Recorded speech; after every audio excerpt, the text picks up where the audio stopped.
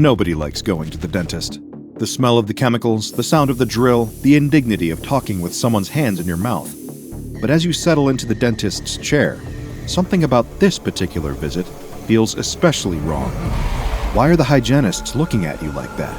Who is this strange doctor entering the room? And why does your mouth feel so full all of a sudden?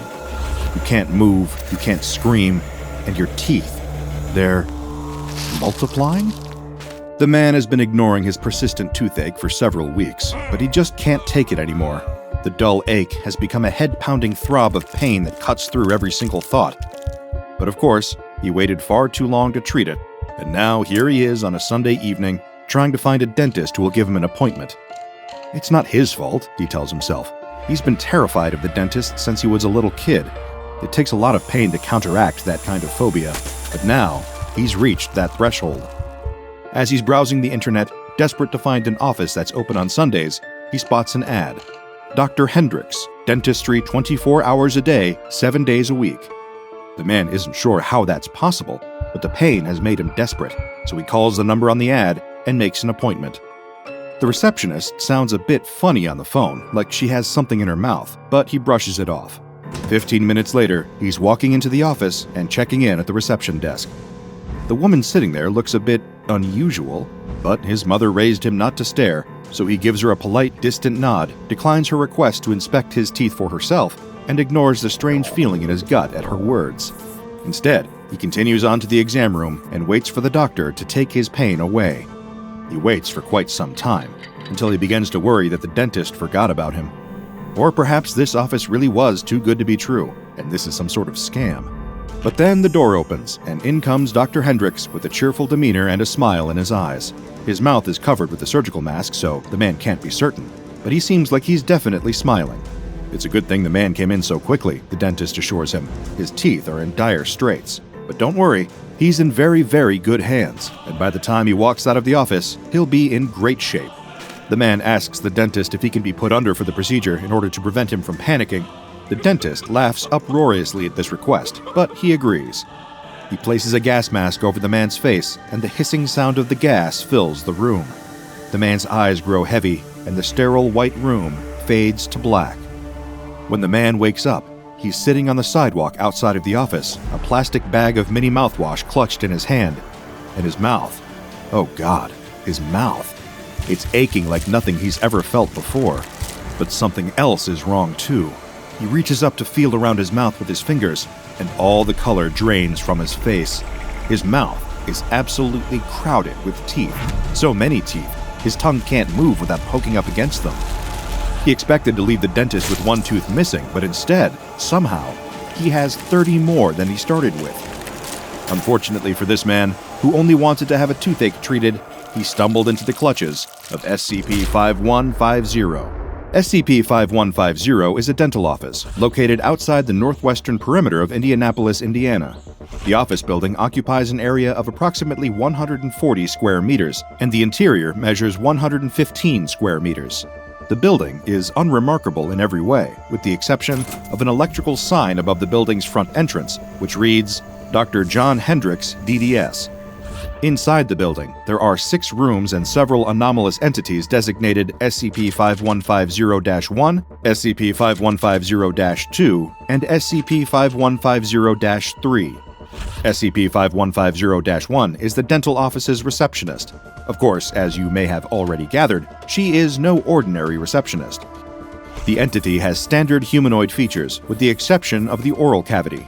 The entity's maxillary and mandibular bones, or upper and lower jaw, are disfigured and mutilated and have been noted to have missing incisors, extra canines, and bleeding gums. The entity seems to have an intense interest in human teeth, and once she has gotten her hands on some, her anomalous properties will begin to manifest notably. She will insert stolen human teeth into her mouth and into her gums. This appears to be intended to correct the issues with her oral cavity, but the exact motivation for this behavior is still unknown. Anyone who enters SCP-5150 must interact with SCP-5150-1 at her reception desk in order to continue through or exit the building, regardless of how much aggression she displays toward them. SCP-5150-2 refers to several anomalous dental hygienists that populate the entirety of SCP-5150, with the exception of the waiting area. These entities resemble the receptionist, but move more freely throughout the building rather than being confined behind a desk. They are similarly aggressive and will attack human subjects in order to apprehend them and bring them into one of the examination rooms. They carry a variety of dental instruments on their person and will happily use these instruments as weapons in order to subdue their victims. Once the hygienists have taken a human subject to an exam room, they will strap them to an operating table and prepare them to meet the remaining entity lurking within the office. Then it's time for the unfortunate human subject to meet the dentist himself, SCP-5150-3, also known as Dr. John Hendricks. This entity spends his time in the examination rooms as well as his personal office. When he is presented with a patient, he will begin to insert teeth directly into their mouth, where they will anomalously take root and result in extreme cases of hyperdontia. The source of these additional teeth is currently unknown.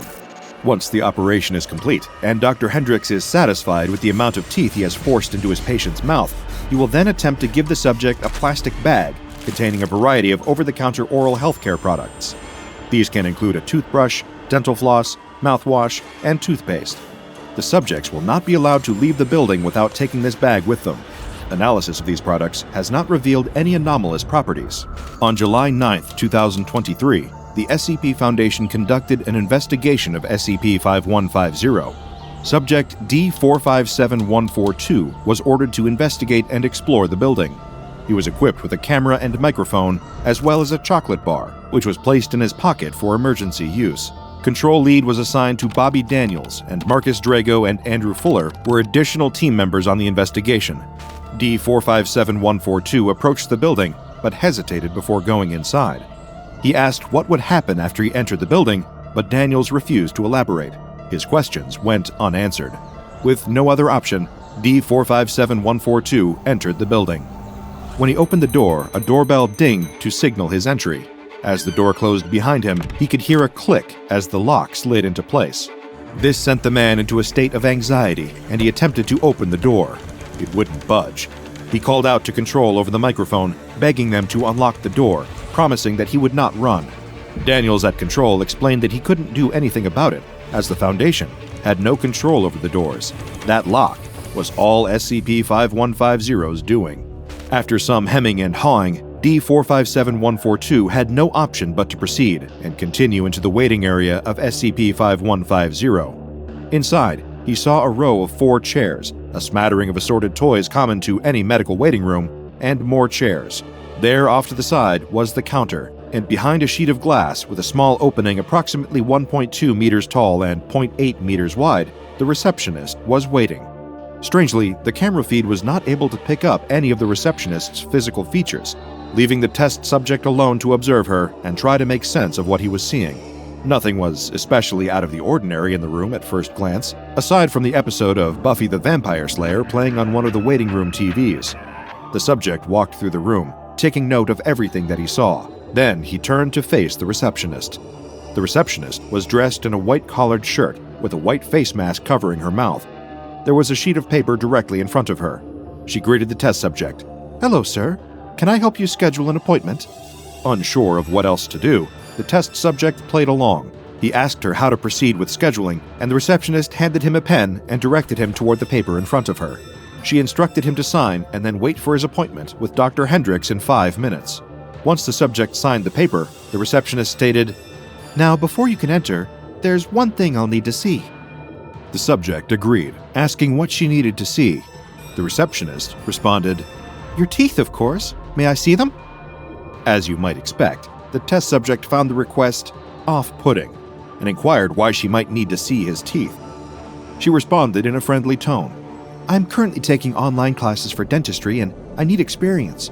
Occasionally patients will let me take a look at their teeth so I can predict how well an appointment with Dr. Hendricks will go. Will you let me try with you?" The subject relented, opening his mouth. As soon as he did, the receptionist reached out and grabbed hold of the lower left quadrant of the man's jaw. The receptionist praised the man's teeth, exclaiming how clean they were. Then she quickly pulled a pair of pliers from underneath her desk, clamping them to the bottom central incisors of the subject's mouth. She pulled toward herself with a sudden, sharp yank, extracting the teeth from the subject's mouth in less than 1 second. The test subject recoiled, clutching at his mouth and screaming in pain and shock. Blood dripped onto the camera lens as the subject struggled to wipe it away. He stumbled toward a nearby tissue box, grabbing a fistful of tissues to sop up the blood and stem the flow. Meanwhile, the receptionist went about her business. She stared at the 2 bloody teeth in her hand, admiration in her eyes. Next, she removed her face mask, revealing her disfigured oral cavity, and began to forcefully insert the new teeth into empty areas of her gums. As the subject backed away from the reception desk in horror, the receptionist called out, "Dr. Hendricks can see you now, sir. Please head to room 3 for your examination." Of course, the subject was reluctant to continue into the building, but Control insisted that he go through the door leading to the exam rooms. At first, he refused, but after a reminder that he was locked in and the promise of a medical team waiting for him after the investigation was finished, he saw no option but to move forward. So he tossed his bloody wad of tissue paper in the trash and pushed through the next set of doors. As before, he could hear the click of the lock behind him, trapping him inside. He stepped carefully into the hallway, pressing his body against the left side of the wall as the sudden sound of laughter echoed through the hall. Where was it coming from? Who could be laughing somewhere like this? He wasn't sure he wanted to know the answer. He continued through the hall, edging along the wall. Suddenly, he froze, crouching down to hide as one of the hygienists exited a nearby door. The entity passed him without noticing him, entering another exam room. The subject continued until he reached the far side of the hallway where a door with the nameplate John Hendricks was waiting. He opened the door and entered. There was no one inside. He checked in with Control, asking for instructions on what to do next. Control advised him to look for anything that could potentially be important. Documents, research papers, journal pages, anything that might shed some light on the nature of SCP-5150. He obeyed and began to search the desk, but found it was empty. Just then, the door to the office opened, and a hygienist called out to the subject, "What are you doing? We have another room waiting for you." At this point, cornered and with nowhere to run, the test subject grabbed his emergency chocolate bar and unwrapped it. At the sight of the sugary treat, the hygienist screamed and backed away. 2 other entities appeared, wielding sharp double-sided probes used during dental examinations. The 3 entities advanced toward the subject. In a panic, he threw the chocolate bar, and it collided with the 3rd hygienist. The entity shrieked, its mouth beginning to bleed as its teeth rapidly decayed. But now the subject was left unarmed and could not defend himself against the assault of the other 2 entities. They grabbed hold of him, one entity stabbing the subject with the probe, while the other bit down on his exposed forearm hard enough to draw blood and crack the bone. As he cried out in pain and fear, with no one able to save him, the subject was dragged to exam room 3. There, the hygienist strapped him down on an operating table, tying him in place with leather straps. "You can trust us, sir," one of the entities said. "We'll just need to pull some teeth before the dentist arrives." At this point, the entities removed the subject's 2 lower canines and 3 molars, all while he remained conscious and screaming. Then the door opened, and another entity came into the room. The doctor was in. At the sight of the dentist, the test subject began to spit various expletives. Dr. Hendricks met the verbal assault with an amused chuckle. "What a tongue! Why so harsh? Don't worry, this is for your own good. I know it may be scary, but it'll all be done with soon." The dentist spotted the camera, removing it from the subject's body. "Is this for a home video? Well, no matter. Technically, this does break some patient-doctor confidentiality laws, but I can let this one slide. Here, let me get this at an angle where it can record better." He placed the camera in the far right corner of the room, where it captured video of both the subject and Dr. Hendricks. All the while, the subject's mouth continued to bleed. The dentist continued to speak. "There we go, much better. Now, where were we? Oh, that's right. By the looks of it, it seems like they've already started. It's a shame. Your teeth aren't looking so great right now, but that's why you're here. I can help make it all better." The dentist retrieved several medical cleaning supplies from the side of the room, as well as an array of syringes. Then, he was ready to work. The test subject's nightmare was far from over. The dentist elevated the operating chair and inserted a Jennings gag device into the subject's mouth in order to keep it open. What happened next could have been briefly mistaken for an ordinary teeth cleaning, other circumstances aside. The dentist used a dental mirror and several tools to pick and scrape at the remaining teeth in the subject's mouth, as if checking for plaque and tartar. Next, however, things got a bit more gruesome. He swapped the probing tools for a dental drill and began to dig into the subject's gums and inner cheeks. The drill was used on the subject's mouth for a duration of 15 minutes. If you're concerned about the lack of anesthetic used during these procedures, allow me to clarify that various high-quality anesthetics were administered. However, they were injected in the wrong locations or at insufficient dosages to adequately reduce the subject's pain. Sadly, he was fully aware of every agonizing sensation. After 2 hours, the dentist cheerfully remarked, "We're almost done with the cleaning." He added, "You're doing just fine. See, I knew you wouldn't be so snappy after I started my work. Don't worry, I'll just have to do one more thing. But before I can do that, I'll have to move your camera. I can't allow this to be recorded. You understand, right?" He turned the camera so that the lens faced the wall, preventing any visuals of what happened next from being captured. This is especially unfortunate, given that this was the point in the procedure at which the dentist's anomalous abilities manifested. The nature of these abilities is still, sadly, unknown. All that was captured by the microphone was moans of pain and the sounds of crunching as the subject's new teeth crowded into his gum line. After 20 minutes, the procedure was complete, and the dentist handed the subject a bag filled with various oral care items. Eventually, the subject was able to exit the building. When he emerged, he was pale and shaking, with splatters of blood down his shirt and an extreme case of hyperdontia. There were so many teeth present in the subject's mouth that he was unable to speak coherently. He was then taken to Site 334's infirmary, where his hyperdontia was treated and he was debriefed. After treatment, he was given amnestics and released. At this point, any further experimentation with SCP-5150 was suspended, pending the judgment of the Ethics Committee. No follow-ups were conducted with the test subject. Still, I would be personally curious to know if his ordeal left him with a lifelong phobia of the dentist, even after the application of amnestics. I certainly don't believe I would ever be the same again. SCP-5150 was placed under containment within Provisional Site 334.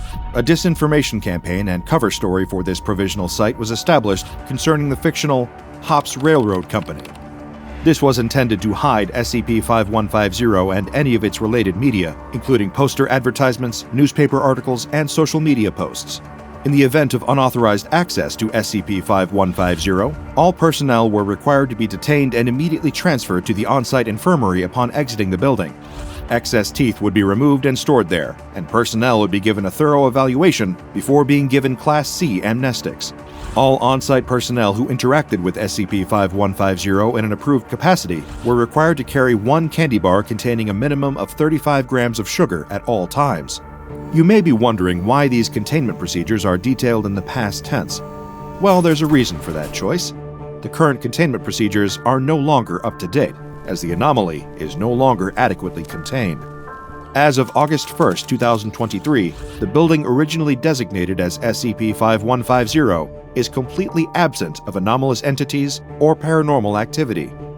It is unknown how or why this shift took place, but the anomaly appears to have moved rather than disappeared. On September 22, 2023, posters advertising the dental practice of one Dr. John Hendricks were reported near the city of Greenwood, Indiana. All personnel assigned to Provisional Site 334 have been given a new directive: relocate and recontain SCP-5150 wherever it is migrated to. The dental health of innocent people depends on it. Remember to take good care of your teeth, brush and floss every day, and be sure to attend your regular dental checkups. And of course, always count your teeth before and after an appointment, just in case. A perfect shot. The photographer holds up his camera, focusing on the deer. Then, the creature turns and stares down the photographer with the face of a human man. A long, elegant neck ending in a mutated abomination. The photographer drops the camera and runs away screaming. He won't be coming back to get it. He'd rather just buy a new one. A woman is walking her dog along the dirt road she's walked down every day for several years. It winds alongside a dense forest and past several large plots of land. Some are occupied by farms, some have been left abandoned. It's a pleasant walk, one she can always count on to be as quiet and peaceful as it is stimulating for her dog, with plenty to look at and smell. Occasionally, he gets distracted by a wild animal, but the odd squirrel or possum is nothing the dog hasn't seen before, and she can quickly get him back on the path with a whistle and a tug of his leash. As the two of them near a familiar bend toward the halfway point of the walk, she can't help but notice that something seems off about the dog's behavior today. His steps are anxious, and his hackles are up. He keeps sniffing the air, tugging at the leash, whining insistently, as if trying to tell her something. She soothes the dog, promising him that there's nothing over there. The area he keeps staring at, a low growl rumbling in his chest, is an abandoned farm. No one's been over there for years, but no matter what she does, he keeps staring at that abandoned farm in the distance. Suddenly, there's a rustling sound, some sort of unseen animal moving through the bushes toward the farm. The noise sets the dog off, and he jolts in its direction, yanking so hard and so abruptly on the leash that it flies out of his owner's hand. Free to pursue whatever had been aggravating him so much, the dog tears off toward the abandoned farm. The woman chases after him, desperate to catch her beloved pet before he gets himself attacked by a wild animal, or worse. She sprints after the dog for half a mile until they've passed the ruins of an old barn and reached a horse paddock that seems to be in surprisingly good condition. As the woman catches her breath, she spots a sign she'd never noticed before on the road. It reads, "The Miracle Farm." The paint is unchipped, vivid, even fresh. This doesn't look abandoned. Her dog barks sharply, and she follows the sound. There he is, crouched low to the ground, shaking and barking at a pair of horses. Wait. No, those aren't horses. They have the hooves, the haunches, the tails, but their upper bodies are all human torso, arms, head, and face. It shouldn't be possible, but her dog is barking at what appears to be a pair of centaurs. She grabs hold of his leash, urging him back from the strange beasts. As she backs away, she hears a sound behind her, like a person imitating the crow of a rooster. She spins around and sees a wide-eyed man with a bright red wattle on his face, feathers jutting out of his neck. He crows again, then stoops to peck at the ground. Just behind the rooster man, she sees even more impossible human-animal hybrids. Rotund, pink-fleshed children with pig noses roll in a puddle of mud. A woman coiled up on a rock stares straight ahead, forked tongue flitting in and out of her mouth as she hisses.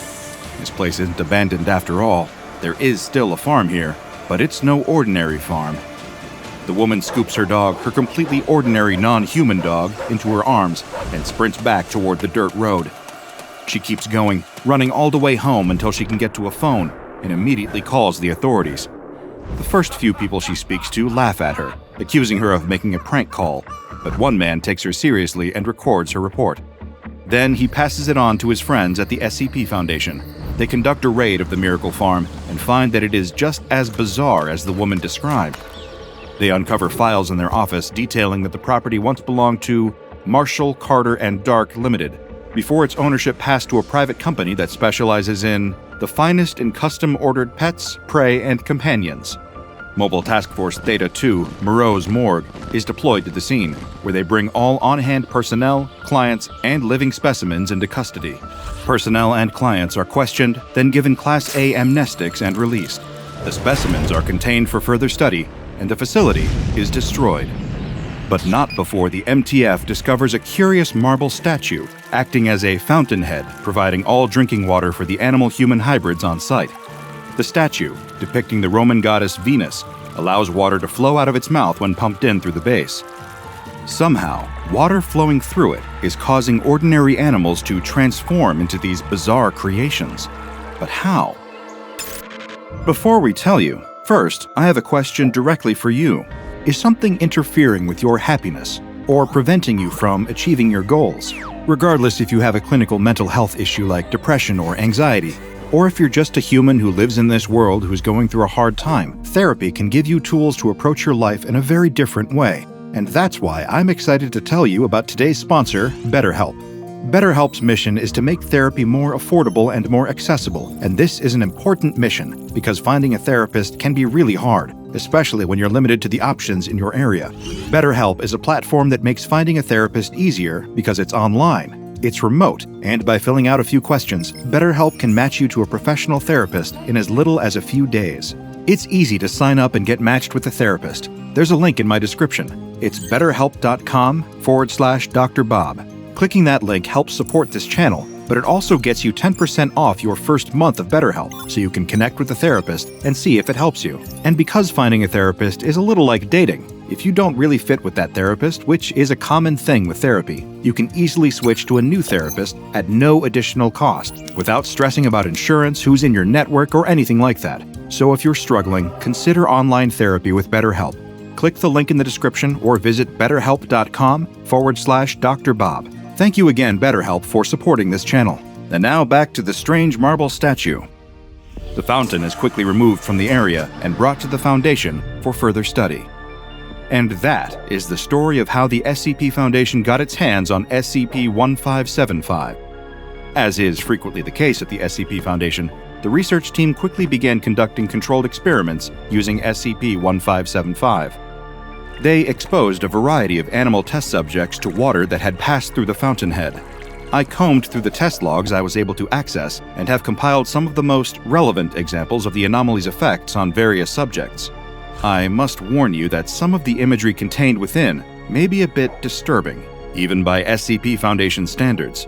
I admit that a few of them turned my significantly desensitized stomach, but still, they fascinate me, and like a train wreck in slow motion, I haven't been able to look away.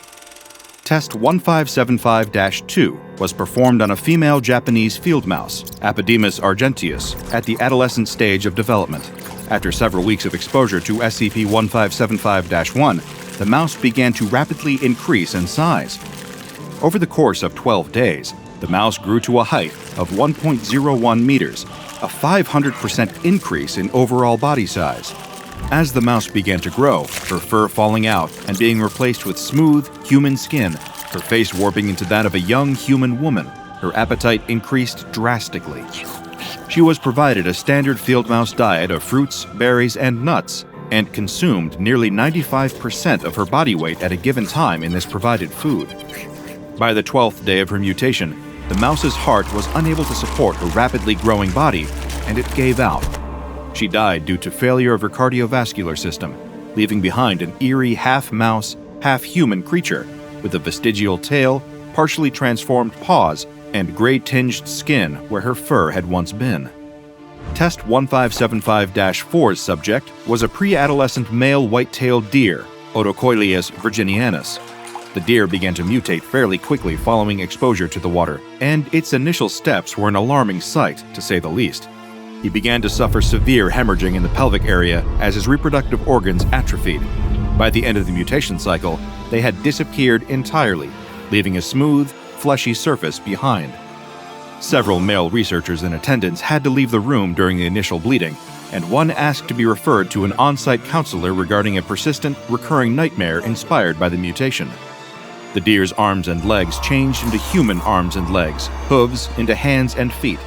By the end of the process, which stabilized after 30 days, the deer had become an androgynous-looking Eastern Seaboard Native American person. The only remaining indicators that this had once been something other than human were a tail and antler nubs resembling those characteristic of yearling bucks. After testing the anomaly on prey animals, the researchers decided to explore its effects on a predator. The subject of Test 1575-6 was an adult female Bengal tiger, Panthera tigris tigris. Naturally, there were concerns about the safety of researchers given the subject's aggressive nature. To prevent any accidental injury or death, she was kept sedated for the duration of any hands-on examination. Unfortunately, the application of these sedatives had a negative impact on the tiger's health during the mutation process. After 4 days, before any dramatic visible transformation had even taken place, the tiger experienced failure of the heart, liver, and kidneys. Though this experiment was largely regarded as a failure, it provided the team with a vital piece of information. Sedatives should not be used on test subjects until they were further along in their transformation and at least 80% stabilized. After the tiger, the research team pivoted to the least threatening version of a similar animal, an adolescent female domestic cat, Felis catus. The transformation occurred without incident over the course of 30 days. It was described as unsettling to watch, especially coupled with the pained yowls of the subject, which slowly transformed into the screams of a young woman. But the subject survived the process. Her body stretched and contorted, claws turned to long, pointed fingernails, whiskers fell out, and fur was completely shed. By the time her transformation was complete, there was a young woman in the containment chamber, crawling around on all fours and batting at particles of dust. She retained her tail, the aforementioned pointed nails, and eyes with the same vertical slit pupils she had as a feline. She spoke several times, but only to request additional food. After testing on a cat, the next natural step was to test the anomaly on a dog. For test 1575-9, the subject was an adult female domestic canine, Canis lupus familiaris, of mixed breed. At this point in time, it was believed that the fountainhead had no anomalous effect on invertebrates. Unfortunately, this experiment proved otherwise. But I'm getting ahead of myself. The dog was exposed to the anomalous water, and dramatic signs of mutation soon began to show. First, the dog began shedding all of its fur. At this point, the researchers got an unfortunate look at something that had been hiding in the dog's coat, an infestation of fleas, which were beginning to transform as well. The fleas had quadrupled in size and were continuing to grow. Even more horrifying, their legs had changed into appendages resembling human fingers, and their features rearranged into a nightmarish facsimile of a human face, blood pouring from their open mouths. Unfortunately for the test subject and any researchers present, the fleas were not the only parasite that had infested this dog. On the 6th day of the experiment, the slowly mutating dog collapsed on her side, breathing heavily, exhibiting intense discomfort. Her abdomen began to distend, and nearby researchers could see something wriggling just beneath the skin. The motion became more violent, and the abdomen distended further and further, as if the dog was progressing through the stages of pregnancy at an advanced rate. One of the researchers made an anxious comment about being reminded of a particular scene from the movie Alien and was admonished for it. But he was quickly proven right, because with a sudden burst, a tapeworm with the face of a man erupted through the skin, screaming at the top of its lungs, eyes rolling wildly in its sockets. One researcher vomited, another fainted. The experiment was swiftly aborted, and testing procedures were updated to include a specification that all subjects must be examined for parasites prior to any exposure to SCP-1575. None of the mutated creatures survived this test. The dog test was a colossal failure on many counts, but it inspired the research team to continue testing on non-mammals, not invertebrates, no one wanted to go down that road again, but other animals at least. For test 1575-12, the subject was a pre-adolescent female hyacinth macaw, Anodorhynchus hyacinthinus. The parrot swiftly began to change, and the sound of agonized caws filled the room, along with a sickening snapping sound. After a moment, the sound was identified as breaking bones. The rest of the bird's body, particularly the muscles and organs, were transforming at a faster pace than the skeleton. The body contorted painfully, and the wings began to split, forming into rudimentary fingers and hands. But the transformation never finished, never stabilized. After 20 days, the macaw was dead, and the cause of death was determined to be internal injuries due to these extensive bone fractures. The subject of test 1575-13 was an adult female leopard gecko, Eublepharis macularius. The transformation occurred at an accelerated rate, and within 1 week, the lizard had grown to a height of approximately 4 feet and displayed many human characteristics, including human legs and feet, a face, and a full head of hair. The hands remained unchanged, though they were larger, and the specimen was still capable of climbing up walls, much like an ordinary gecko. At the 10-day mark, the subject experienced catastrophic organ failure as a result of the mutation and expired. One more test on an invertebrate was conducted, this time deliberately. For test 1575-14, the subject was a female common green grasshopper, Homocestus viridulus. As the mutation began, the grasshopper began to shed its exoskeleton in a process best described as flesh forcing its way out of a casing, breaking the exoskeleton into pieces. What was left following this shedding process was a creature resembling the same grasshopper, but 3 times larger and covered in human skin. It continued to grow, but no further human features seemed to develop. After 15 days, it expired. An autopsy revealed the development of human organs inside, including a heart, lungs, kidneys, and liver. The cause of death could not be determined, but the transformation process is thought to have made the subject incompatible with life.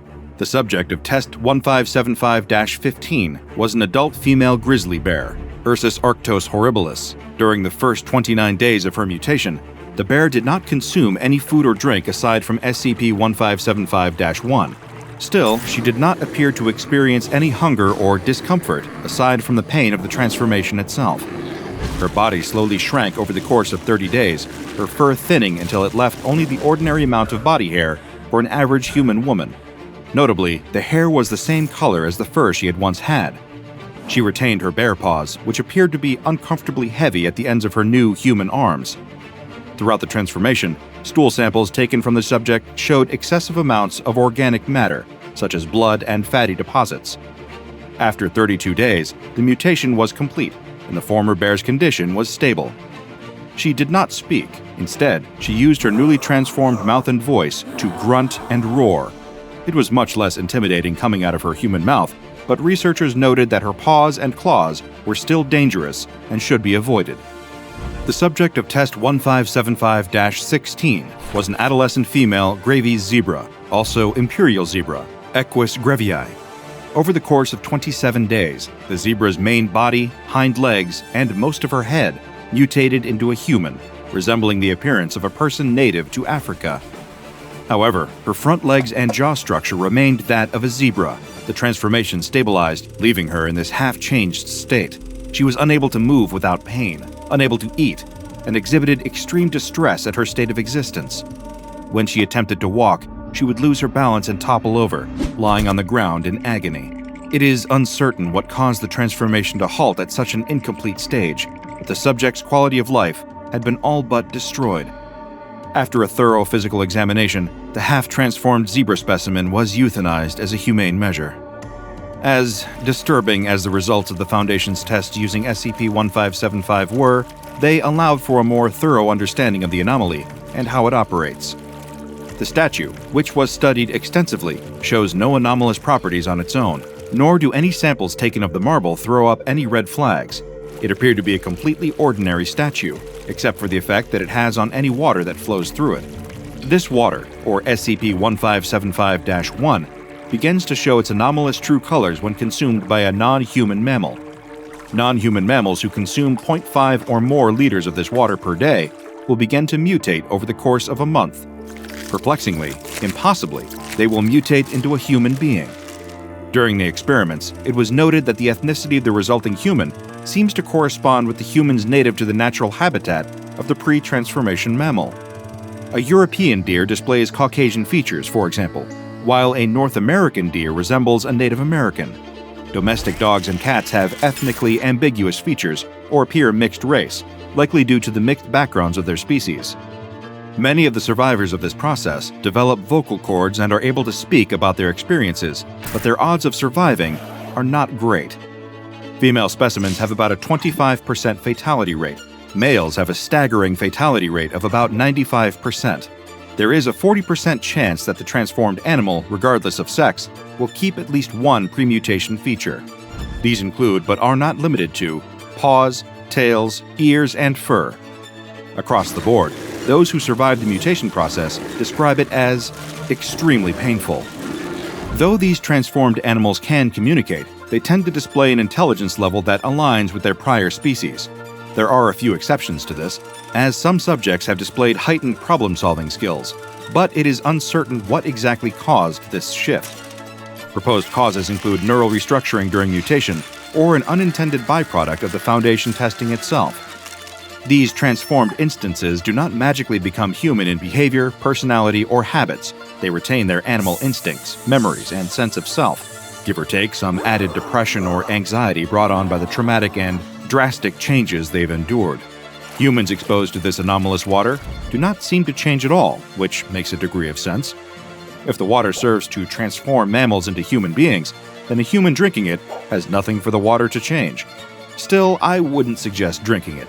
Tap water may not taste great, but it's far less likely to mutate you. SCP-1575 is currently held in a 6 meter by 6 meter by 4 meter containment chamber at Biosite 23, with direct access to Research Laboratory 3 at the same site.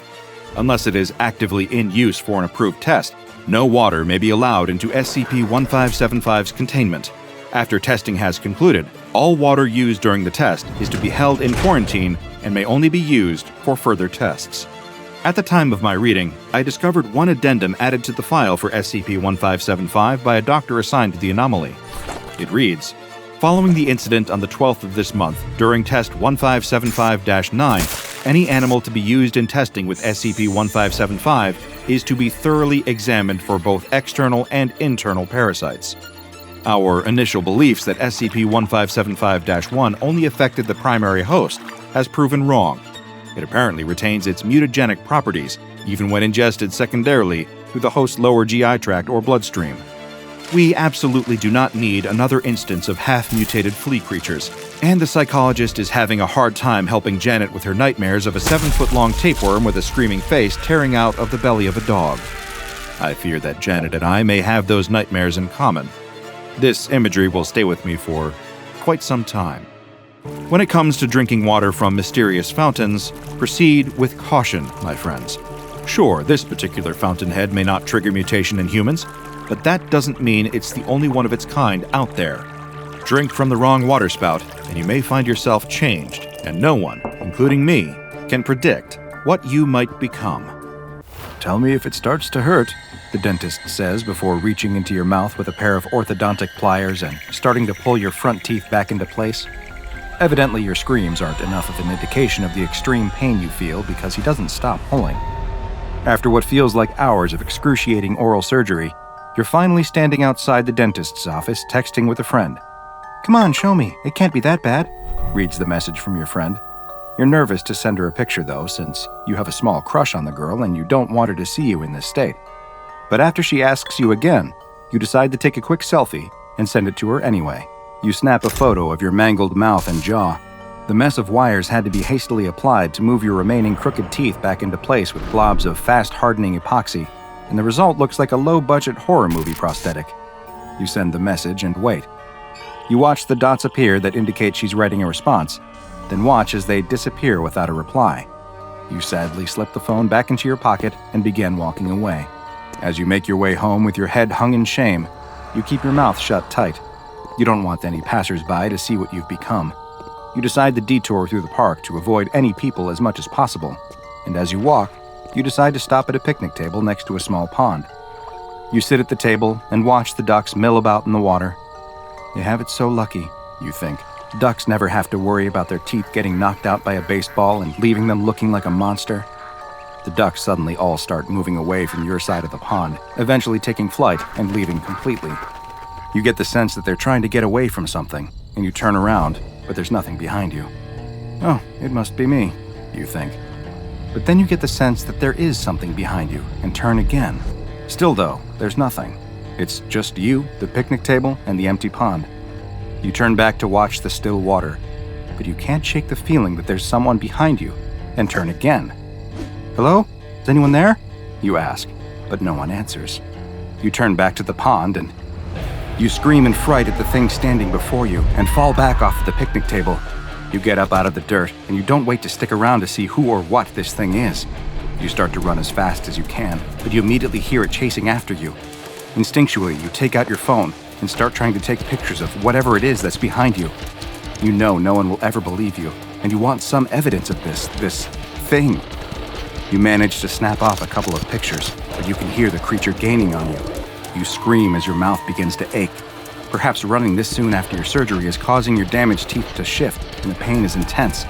It starts to feel like your mouth is full of jagged rocks, but you can feel that it is your teeth pushing out and stabbing into your mouth. You take one last picture before the creature leaps on you, sending you both to the ground, and your phone tumbling into the dirt. Early the next morning, a police perimeter has been set up in the park. The detective arrives and walks past the traumatized-looking jogger who must have been the one that discovered the grisly scene. An officer guarding the site lifts up the police tape so the detective can enter the crime scene that surrounds a body lying under a white sheet. The detective asks the officer if they've found anything yet, and the officer hands the detective a plastic bag containing a dirty cell phone. The detective puts on a latex glove and removes the phone from the bag. The screen is cracked, but it still works. There's numerous messages on the screen that look like they're from someone trying to apologize for not responding sooner, and asking where the phone's owner is and if they're mad at her. The detective opens the phone's camera app and starts looking at the last photos that were taken. It's a strange series of pictures. They seem to all be selfies that a young man was taking as he ran through the park. It almost appears as though there's a figure behind him, but it's hard to tell. There's a foggy white vignette on the pictures that gets worse the further he looks, slowly closing in until the last photo is nothing but a blurred milky white screen. The detective flips the phone over and looks at the lens, which you can see is completely covered in a hard white substance. The detective places the phone back in the evidence bag and kneels down next to the body. The police officer turns away. He's already seen the victim and doesn't need to again. The detective pulls down the sheet to reveal a truly shocking sight. The boy's mouth is a mess of teeth, far, far too many teeth. There are teeth growing out of every part of his gums at horrible angles, filling his mouth and jutting out at painfully odd angles. Who could have done this? What could have done this? The local police department may not have had any idea what the state of this victim meant, but the SCP Foundation did, because they had seen the same occurrence dozens of times before. In fact, they had seen it happen so many times that they had classified this anomalous entity as SCP-4910, but it had already earned a much more ominous nickname within the Foundation. It was known as The Grinner. Very little is known about SCP-4910, and eyewitness accounts of the creature are all extremely brief due to those who have interacted with it quickly succumbing to its effects. What is known is that SCP-4910 is a quadruped and appears to be made partially, or perhaps entirely, out of teeth. Those who encounter SCP-4910 quickly experience its primary anomalous effect, which is that it causes the extremely rapid overproduction of teeth in its victims' mouths. Existing teeth will quickly increase in size, protruding farther out of the gums than should be able, while new teeth will begin to sprout from any available space in the mouth, including the roof of the mouth and underneath the tongue. These new teeth will completely fill the mouth, which almost immediately inhibits their ability to speak or vocalize at all. The creature will then use this opportunity to attack and incapacitate the victim before starting to feed. Further adding to the mystery of SCP-4910's appearance comes from the effect it has on any nearby recording equipment. Cameras and other devices that come within SCP-4910's proximity will have their critical components compromised by a sudden appearance of a layer of dentin, which is the calcified material that partially makes up teeth. Interestingly, SCP-4910 seems to possess some level of intelligence, as it appears able to differentiate between normal civilians, who it hunts for sustenance, and members of organizations that seek to hunt down and contain or harm it, which it uses for an even more nefarious purpose. While the exact mechanics are still unclear, it seems as though SCP-4910 is able to infect certain anomalous organization members with its ability, causing them to act as a vector for the effect, who then spread it to even more victims. This effect is, of course, of great concern to the Foundation, and containment protocols for infected victims have been hastily put into place.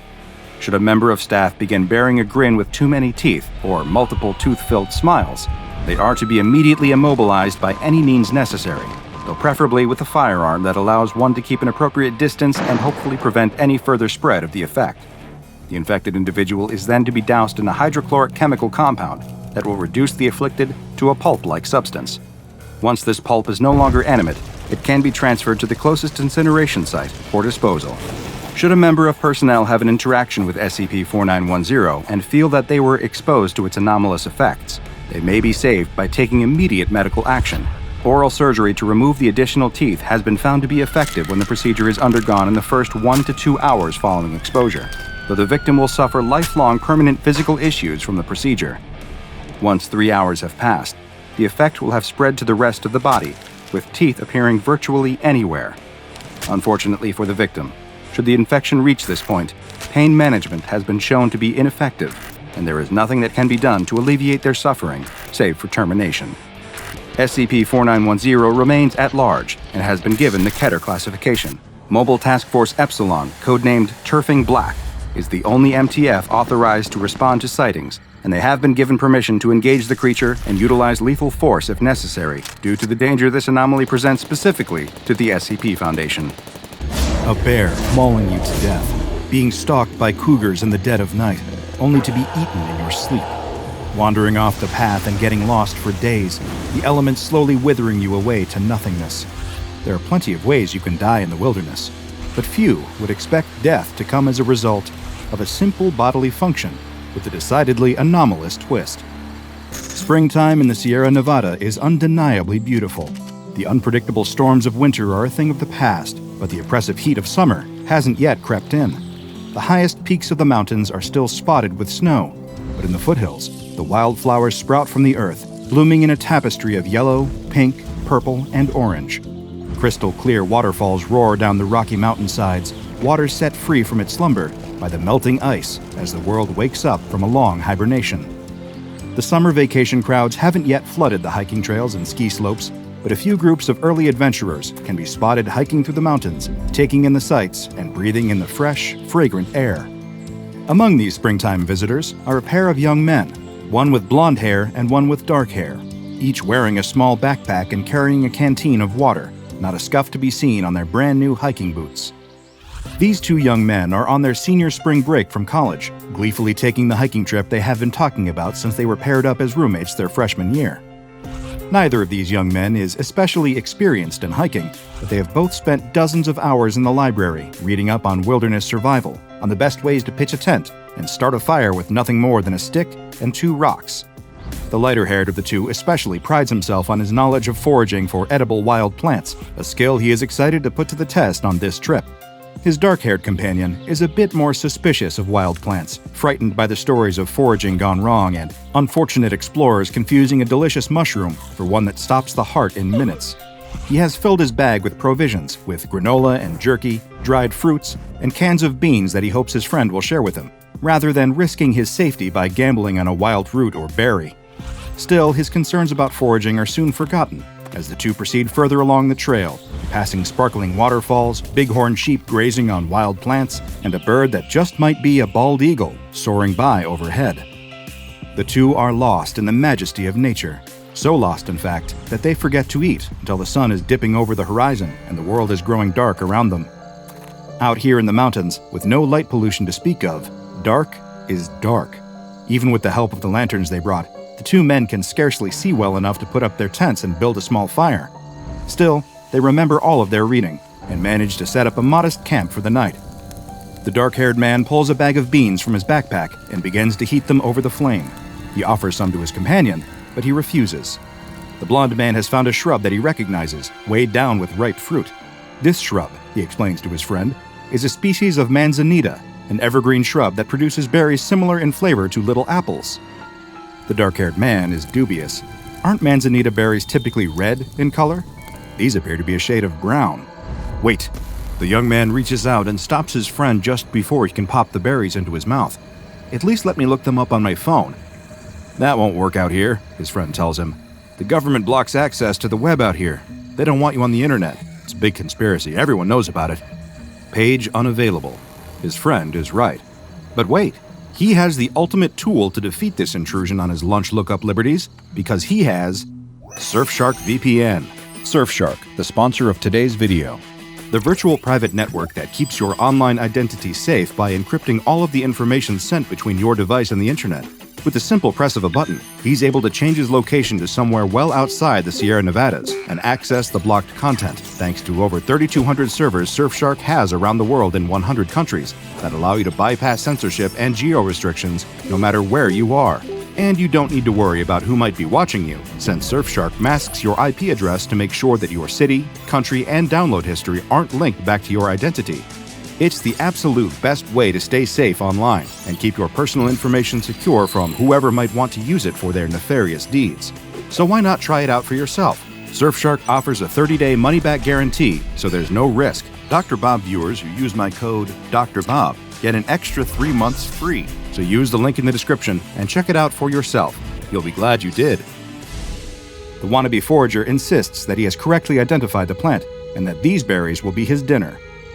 The dark-haired man shrugs and treats himself to a meal of beans and dried apples, while his friend munches on handfuls of the brown berries. He has no complaints about the taste and does not immediately drop dead upon eating them, so perhaps he was right, and these are manzanitas after all. As soon as the thought crosses the dark-haired man's mind, he sees his friend double over, clutching at his stomach in discomfort. Afraid for his friend's safety, he rushes to his side, only to be met with a long, loud fart. The two share a laugh, the tension broken by the sudden smelly outburst, but the humor soon fades as the blond man farts again, and again, and again. All through the night, he continues to emit loud, excruciatingly smelly farts. The smell permeates the campsite, seeping into the dark-haired man's tent no matter how he tries to cover his nose with his sleeping bag. He doesn't get a wink of sleep, spending the night wide awake, staring at the ceiling of his tent, and silently wishing for the relentless stream of gas to stop. But it doesn't. It just carries on until the dark-haired man can scarcely remember a time when he wasn't listening to the maddening sound. Again and again and again, the endless farts. He clenches his fists until the knuckles turn white, clenches his jaw, and grinds his teeth. It's enough to drive a man insane. The next morning, it is still happening. The blonde man expresses embarrassment, but does not apologize for ignoring his friend's warnings about the berries. He tries to laugh it off, but the dark-haired man does not join him in his laughter. If he had only listened, they wouldn't be in this situation. They wouldn't be about to continue their hike with this rancid, gaseous albatross around their necks. As they pack up camp, the dark-haired man glances down at the tent pole in his hand.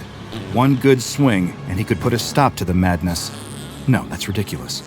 He shakes his head, clearing the impulse from his mind. The gastrointestinal distress will pass soon, and they will be able to continue the trip like they planned. But it doesn't pass. Nothing passes, but the gas itself. The blonde man asks if they can stop for water before they've even been hiking for an hour. He isn't feeling very well, he explains. He woke up dizzy and nauseated, disoriented from lying there all night, breathing in the fumes. The dark-haired man wants to say something, to retort that he too was suffering all night. But he doesn't. He just lets his friend stop to drink some water, and they proceed with the hike.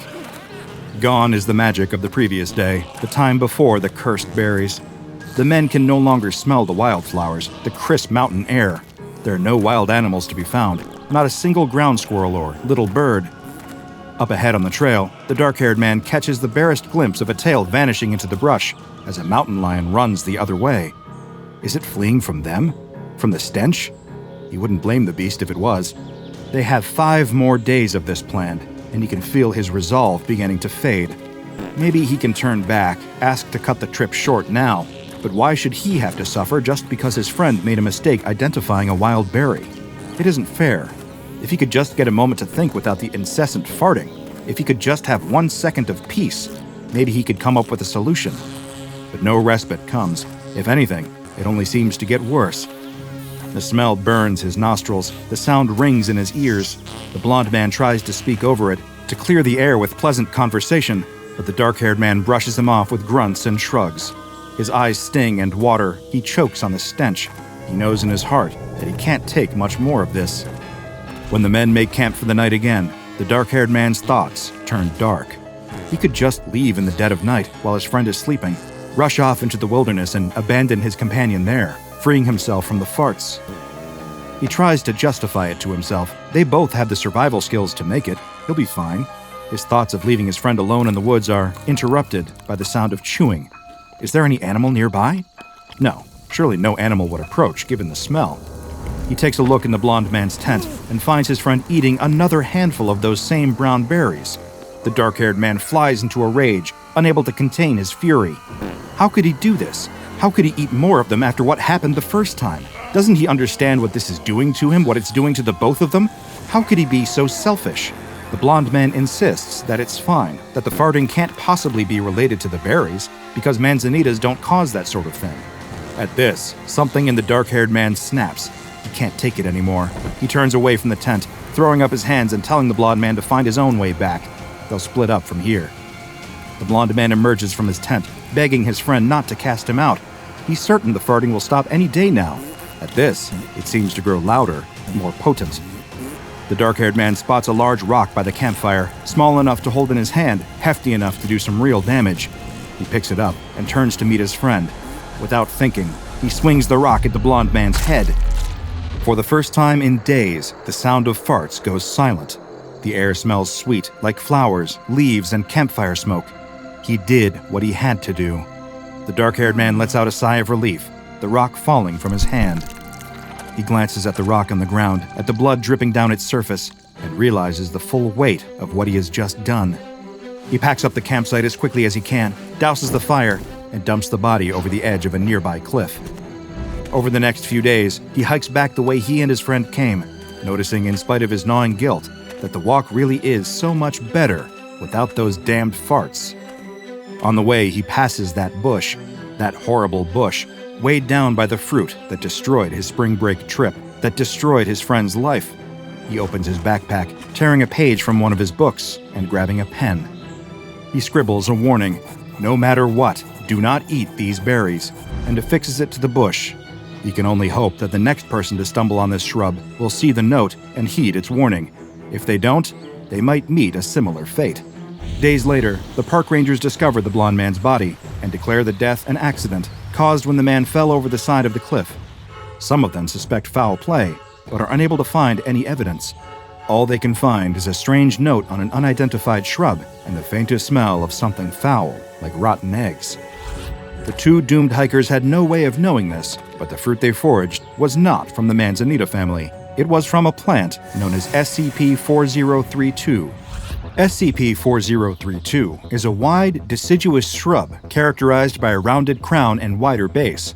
It produces a distinct, small, round brown fruit that has been designated SCP-4032-1.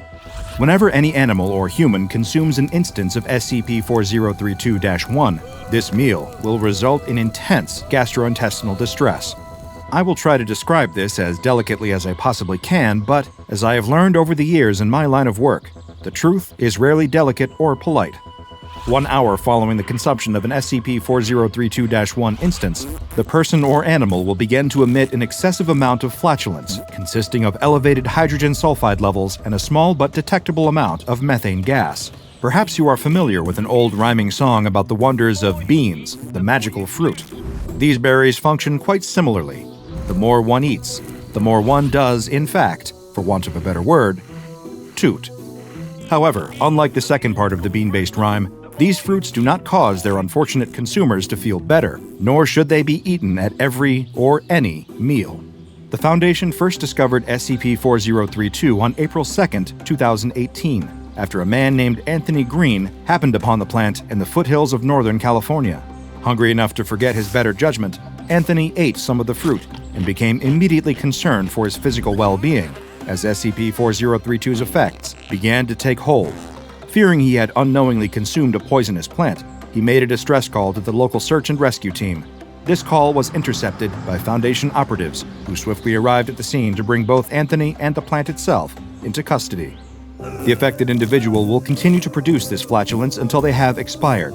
Both starvation and dehydration have no impact on the flatulence, and no identifiable source of the gaseous output has been detected via endoscopy. If an affected individual finds themselves in an area without adequate ventilation, they will gradually begin to experience symptoms brought on by hydrogen sulfide poisoning, including but not limited to conjunctivitis, respiratory irritation and coughing, loss of smell, and eventually pulmonary edema and death. Shortly following SCP-4032's discovery, Dr. Logari began conducting a thorough observation of Anthony Green, referred to as D-14478 for the purposes of official documentation, as he suffered from the effects of consuming SCP-4032-1. First, he was brought in for observation and placed in cell 14B on the outside of Site-88. Dr. Logari noted copious amounts of flatulence being emitted by the subject, with high levels of hydrogen sulfide and methane. 5 hours later, the subject was complaining about gas buildup in his cell, and the interior venting hood was activated. 3 hours and over 50 complaints later, the maintenance staff deactivated the interior venting hood and opened exterior windows. In an attempt to quell some of the relentless flatulence, D-14478 was placed on an intravenous diet. After 2 days on the intravenous diet and no changes to the subject's gas emissions, medical staff conducted an endoscopy, which revealed that the colon was clear and there were no visible signs of rectal gas. The following day, a staff meeting was held in order to discuss the impact of D-14478's condition on the quality of life at the facility. Both residents and researchers alike had complained about the persistent smell, which they were unable to escape, and was permeating the air outside as well as throughout the interior of the building. Several options were proposed, including relocation, treatment, and failing all else, termination of the subject. A resolution was passed to house D-14478 in an outdoor facility until proper filtering equipment could be installed. A little over a week later, Foundation agents intercepted reports from nearby environmental watch groups concerning an increase in airborne pollution in the central Alabama area around Site-88, with D-14478's condition threatening not only the morale at Site-88, but the environment itself. An additional resolution was passed in order to transfer D14478 into an experimental air filtering cell. The cell had not yet passed a safety inspection, but those with objections were overruled by the vote of the majority. The following day, subject D14478 was found dead in his cell.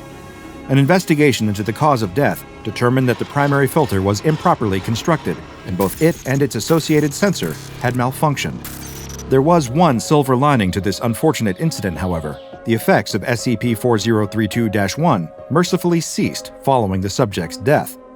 The post-mortem report was filed with the Ethics Committee, and Dr. Lugari was placed on temporary administrative leave. Meanwhile, a large order of scented candles was placed by the staff of Site-88, and soon, the unpleasant odor was replaced with the smells of lavender, vanilla, sugar, and pine. In Dr. Lugari's absence, Dr. Carlyle was appointed to the position of lead researcher on SCP-4032. Following the approval of the Ethics Committee, Dr. Carlyle began conducting a series of animal tests using SCP-4032. The first test subject selected was the Araucanian herring. An instance of SCP-4032-1 was crushed and added to a mix of copepods and krill, which were then fed to a small school of herring. 15 minutes after the consumption of SCP-4032-1, the herring's usual flatus production increased dramatically. This caused great distress to the school of fish, as this species ordinarily uses flatulence as a means of communication. Samples of the flatus were taken and analyzed, and were found to contain hydrogen sulfide and methane, though the levels of both were lower than they had been in human subjects. 3 hours after their initial feeding, the herring were euthanized and taken for autopsy and chemical analysis. There was no post-mortem evidence found of SCP-4032-1's effects.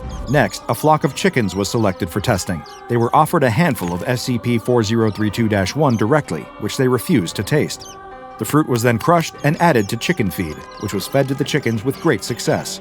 2 hours after eating SCP-4032-1, all of the chickens began to emit gas containing low levels of methane and hydrogen sulfide. The chickens were promptly euthanized and taken for analysis, where an autopsy determined that the birds' short intestinal tracts were distended. This marked the first recorded visible sign of the fruit's impact on a test subject. The next animals selected for testing were brown-throated three-toed sloths. This particular species was chosen due to its lack of flatulence, as these sloths tend to absorb flatus and release it through their lungs, rather than rectally. The fruit was offered directly at first, but the sloths rejected it. The fruit was then crushed and ground with a mixture of tree leaves and fed to the sloths. Whatever happened next has been redacted from the official Foundation file, but it was disturbing enough to bring a grinding halt to any and all future testing of SCP-4032 on large mammals. Any potential animal experiments involving SCP-4032 must be approved by the Ethics Committee in order to prevent another, quote, sloth incident. SCP-4032 has been contained in a cordoned-off portion of the research gardens at Site-67, which consists of the area around SCP-4032's original location. This land was purchased by the Foundation, and a research facility disguised as a personal estate was constructed there. SCP-4032, along with several other anomalous plants, is kept in the garden portion of the site. All instances of SCP-4032-1 are to be gathered from the ground on a daily basis and incinerated on-site. Any employees found to be using the berries for unapproved personal purposes will be suspended or terminated from their positions. If any animals wander onto the grounds and consume the berries, they must be captured and euthanized, and their bodies incinerated. Though there is currently only one known specimen of SCP-4032, the Foundation has a contingency plan in place should any additional specimens be discovered. If this happens, Mobile Task Force Alpha-67 Weed Whackers will be dispatched to the specimen's location, where they will uproot it and bring it back to Site-67 to be contained. Any humans that consume an instance of SCP-4032-1 must be contained in holding cells B1 through B5 along the outer perimeter of Site-67. Each of these cells is equipped with 3 air filters containing Thiobacillus thioparus, chemolithoatrophic sulfur-oxidizing bacteria, embedded in a mixture of peat and polyurethane. Each filter also contains sensors intended to detect hydrogen sulfide and methane. When the sensors are activated, members of Mobile Task Force Alpha-13, Odor Eaters, are dispatched to escort the affected individual outside until the filters in their cell can be repaired.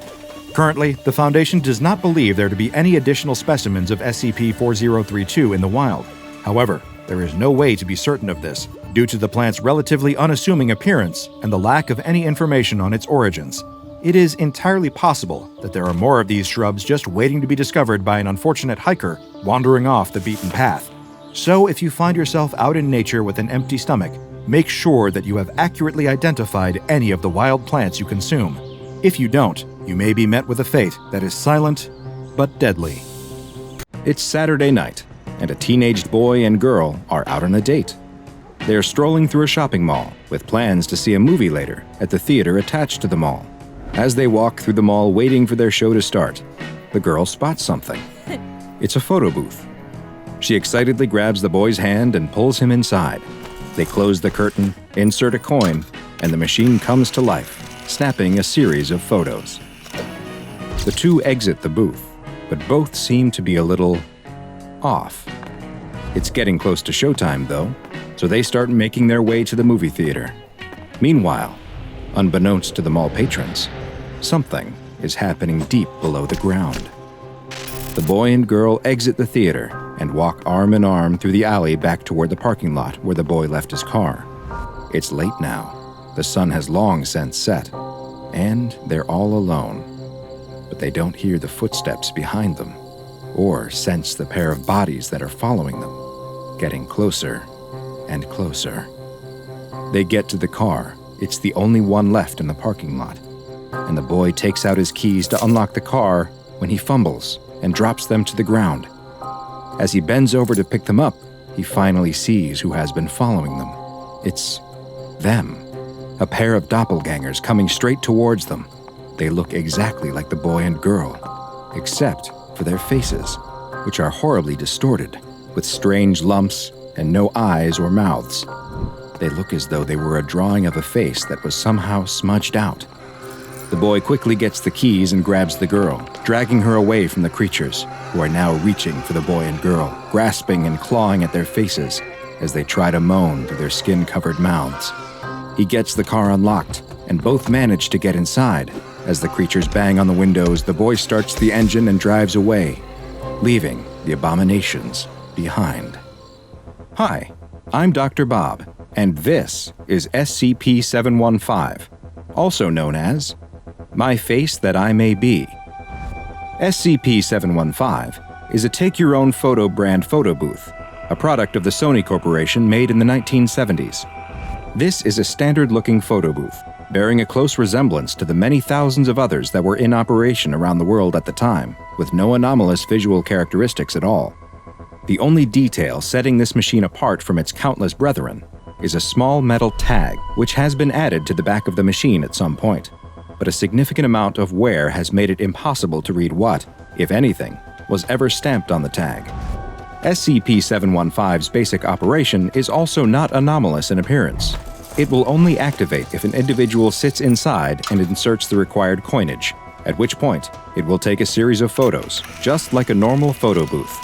The photos will also appear normal, though often some will be heavily distorted and obscure the subject's face in various ways. What truly sets this photo booth apart, however, is what happens outside of the booth when the pictures are taken. While the individuals who had their photos taken, classified as SCP-715-B instances, are able to exit the booth with no obvious effects, below the mall, deep underground, something truly terrifying takes place. Underneath the mall is Site-81715, an extra-dimensional space which is accessible through a mall maintenance service door located in Sub-Basement 3, a door that does not appear on any of the mall's structural blueprints or in other records. The site consists of a giant cavernous room, which appears to have been hewn right out of the surrounding limestone. In the middle of the room is its most distinguishing feature, a large, deep pit. The walls of the pit are made of an unidentified substance, though it appears similar in both appearance and composition to human fat tissue. These fleshy walls secrete a powerful, corrosive substance, which makes examination and exploration of the pit particularly dangerous. When SCP-715 is activated in the mall above, a humanoid creature, classified as SCP-715-A, will appear in this pit. The bodies of these creatures are similar in appearance to the individuals who had their picture taken inside of 715, but their faces are radically different. Each has severe facial disfigurements and abnormalities, such as large growths, deep lacerations, and the absence of facial features. After appearing in the pit, these SCP-715-A instances will attempt to scale the fleshy walls of the pit and leave Site-81-715. These instances are considered hostile, and Foundation security personnel are authorized to neutralize the creatures by any means necessary. Further research into how the SCP-715-A entities are formed and what exactly the pit is are ongoing, and it's not currently known how many 715-A instances exist down in the pit. With the entities who were able to climb out of the pit able to be relatively easily neutralized by security forces, SCP-715 was originally classified as safe. It was contained at its point of origin within the mall in Ohio, and Foundation personnel posing as mall employees would collect the photos printed by the machine. However, following additional discoveries, this classification necessitated changing. The Foundation began noticing inconsistencies with SCP-715-B entities after a researcher tested SCP-715 himself by sitting inside and having his photo taken. Soon after, he began acting in ways that were considered strange, such as when he turned down a promotion to a prominent position with better pay and perks for seemingly no reason, and when he skipped a mandatory site inspection for reality-bending anomalies. After noticing these strange behaviors, a Foundation research head had an anomalous optical enhancement device placed in the oddly acting researcher's bedroom and learned a surprising truth about the SCP-715-A and B entities. The Foundation had been killing the wrong ones. The device, which could remove anomalous reality-distorting effects from images, showed that the researcher was actually one of the creatures from the pit, with the telltale facial distortions. Following this shocking revelation, the research head used the same device on the creatures still inside the pit underneath the mall. They found that when the anomalous visual effects were removed from the distorted creatures who were trying to get out of the fleshy pit, that they were actually normal-looking humans. These SCP-715-A entities were the human beings who had entered the photo booth, had their pictures taken, and were somehow transported to the pit. They had been trying to escape their prison and tell the Foundation who they really were, but this only resulted in them being terminated by the on-site security forces. In order to fix this mistake, SCP-715 was hastily reclassified as Keter, and SCP-715 was removed from the mall in order to be stored in a secure locker at Site-19. Research personnel were no longer able to access SCP-715 without special authorization, and study of the interior was limited to what could be done via remote drone use only.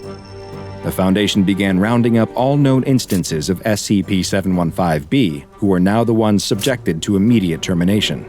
Foundation staff did manage to interview one 715-B instance, though, who had been previously believed to be a fellow Foundation researcher. It is unknown exactly what the researcher doppelganger said in that interview, but it must have been extremely serious, as the end result was another complete change in protocol. All attempts to contain and neutralize instances of SCP-715-B would immediately cease, since if there were as many out in the world as the doppelganger claimed, then ultimately, it would better maintain normalcy and ensure the secrecy of SCP-715 if they were allowed to go free. Sadly, the same was not the case for the SCP-715-A instances that still existed down in the pit. The researcher doppelganger advised that it would be unwise to remove them from the pit, and the current Foundation policy is that down in the pit is where they will remain. Following this interview, SCP-715 was reclassified once again as safe. The photo booth was also moved again, this time to a maximum security storage locker at Site-81, and Foundation personnel have been prohibited from interacting with SCP-715-B instances at all. However, there is one more piece of information about SCP-715, and it is only accessible to those with proper security clearance. Another Foundation agent was found to actually be an instance of SCP-715-B and taken into custody for observation. While under surveillance, it was discovered that this instance, classified as SCP-715-B7, was emitting low-level radiation that was somehow directed at Site-81-715, the location of the pit. During an autopsy of the creature, it was found that the radioactive emissions were actually increasing in output and frequency, and soon after, a power outage and containment breach occurred at the site where the autopsy took place. Following these events, the body of SCP-715B7 disappeared, and video surveillance confirmed that several members of Foundation staff were responsible, all of whom had been involved in SCP-715 research. The staff members escaped with the body and left no other evidence behind, save for a single photo with the ominous text, "My ears that I may hear, my eyes that I may see, my mouth that I may speak. Do not touch my face." No other information regarding SCP-715 has been found, and many questions remain. Just what are instances of 715B, and what do they want? Are they some kind of hive mind colony that reproduces through the use of a mysterious photo booth? What happens to those left behind in the pit, and what will they do should they ever get out? Investigations are ongoing. Honestly, no. It doesn't feel like anything is working, the woman tells the man who is seated across the room from her. She's been coming to see him for several months now, but she doesn't feel like she's made progress on any of her issues. The man listens and nods as he jots down some notes on his pad of paper. He has something he wants to discuss with her. She may feel as though she's run out of options, but there is one other thing they could try. He's seen lots of success using this with his other patients, though it's a technique that many would deem to be rather unconventional. The woman is unsure. Unconventional techniques don't exactly instill her with confidence. But at this point, what did she have to lose? The man stands up and motions for the woman to follow him.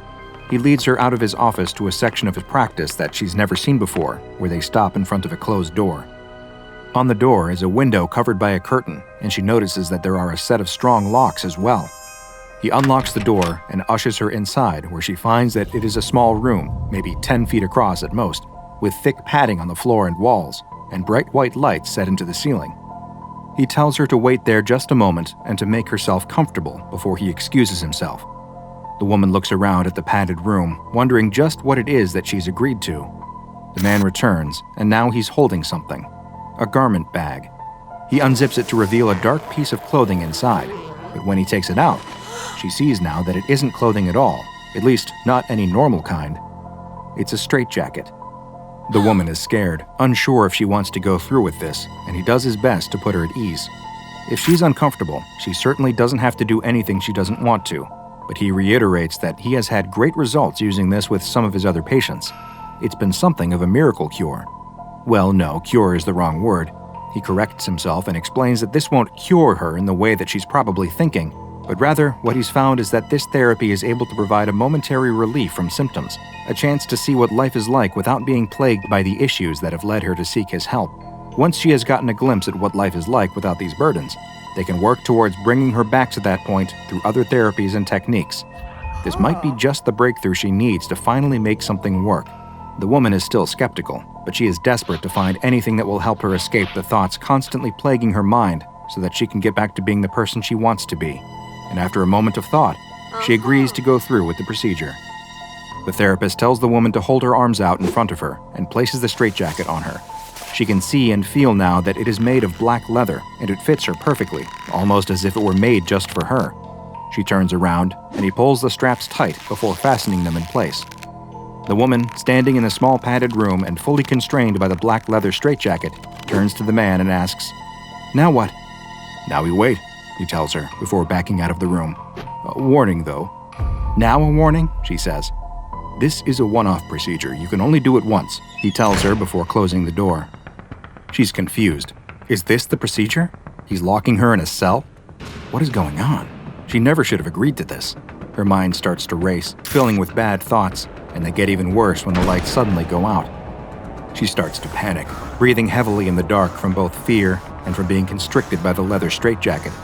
She calls out that she has changed her mind. She doesn't want to do this after all. No response. She's serious. She wants to end this right now and leave the room. It isn't working. It's actually making her feel worse. All the fears and anxieties that plague nearly every moment of her life come rushing in at once. Her mind races as she can feel all the telltale signs of a panic attack starting, a million little issues pulling her apart at the seams, leaving her stretched out and helpless to do anything to stop it. But then suddenly, there's a change. Like a cool breeze blowing across her face, the feelings of hopelessness and despair start to dissipate. Her anxieties feel as though they were melting away into the dark, leaving her with only the comforting embrace of the straitjacket. It isn't that she feels happy necessarily. She simply feels normal, content with herself and her situation. It's an incredible feeling, and she basks in the joy of not feeling bad. She doesn't know how long she's in the dark room feeling content. Minutes, maybe hours. But eventually the door opens and the lights come on. Her session is over. She leaves the office with a new perspective on life.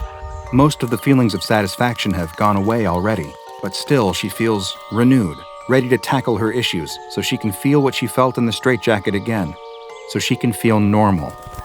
By the next day, though, her new lease on life is completely gone, and she is on the phone with the man pleading with him to let her come in immediately and wear the straitjacket again. He warned her, though, that it was a one-off procedure. Too much exposure is dangerous. She needs to focus on other treatments instead. The woman only wants to come wear it for a little bit, though, just a few minutes to feel that way again. He tells her it's impossible, though. She should be happy it was so successful and move on to new techniques. And besides, he's leaving for a conference and won't be back for a week.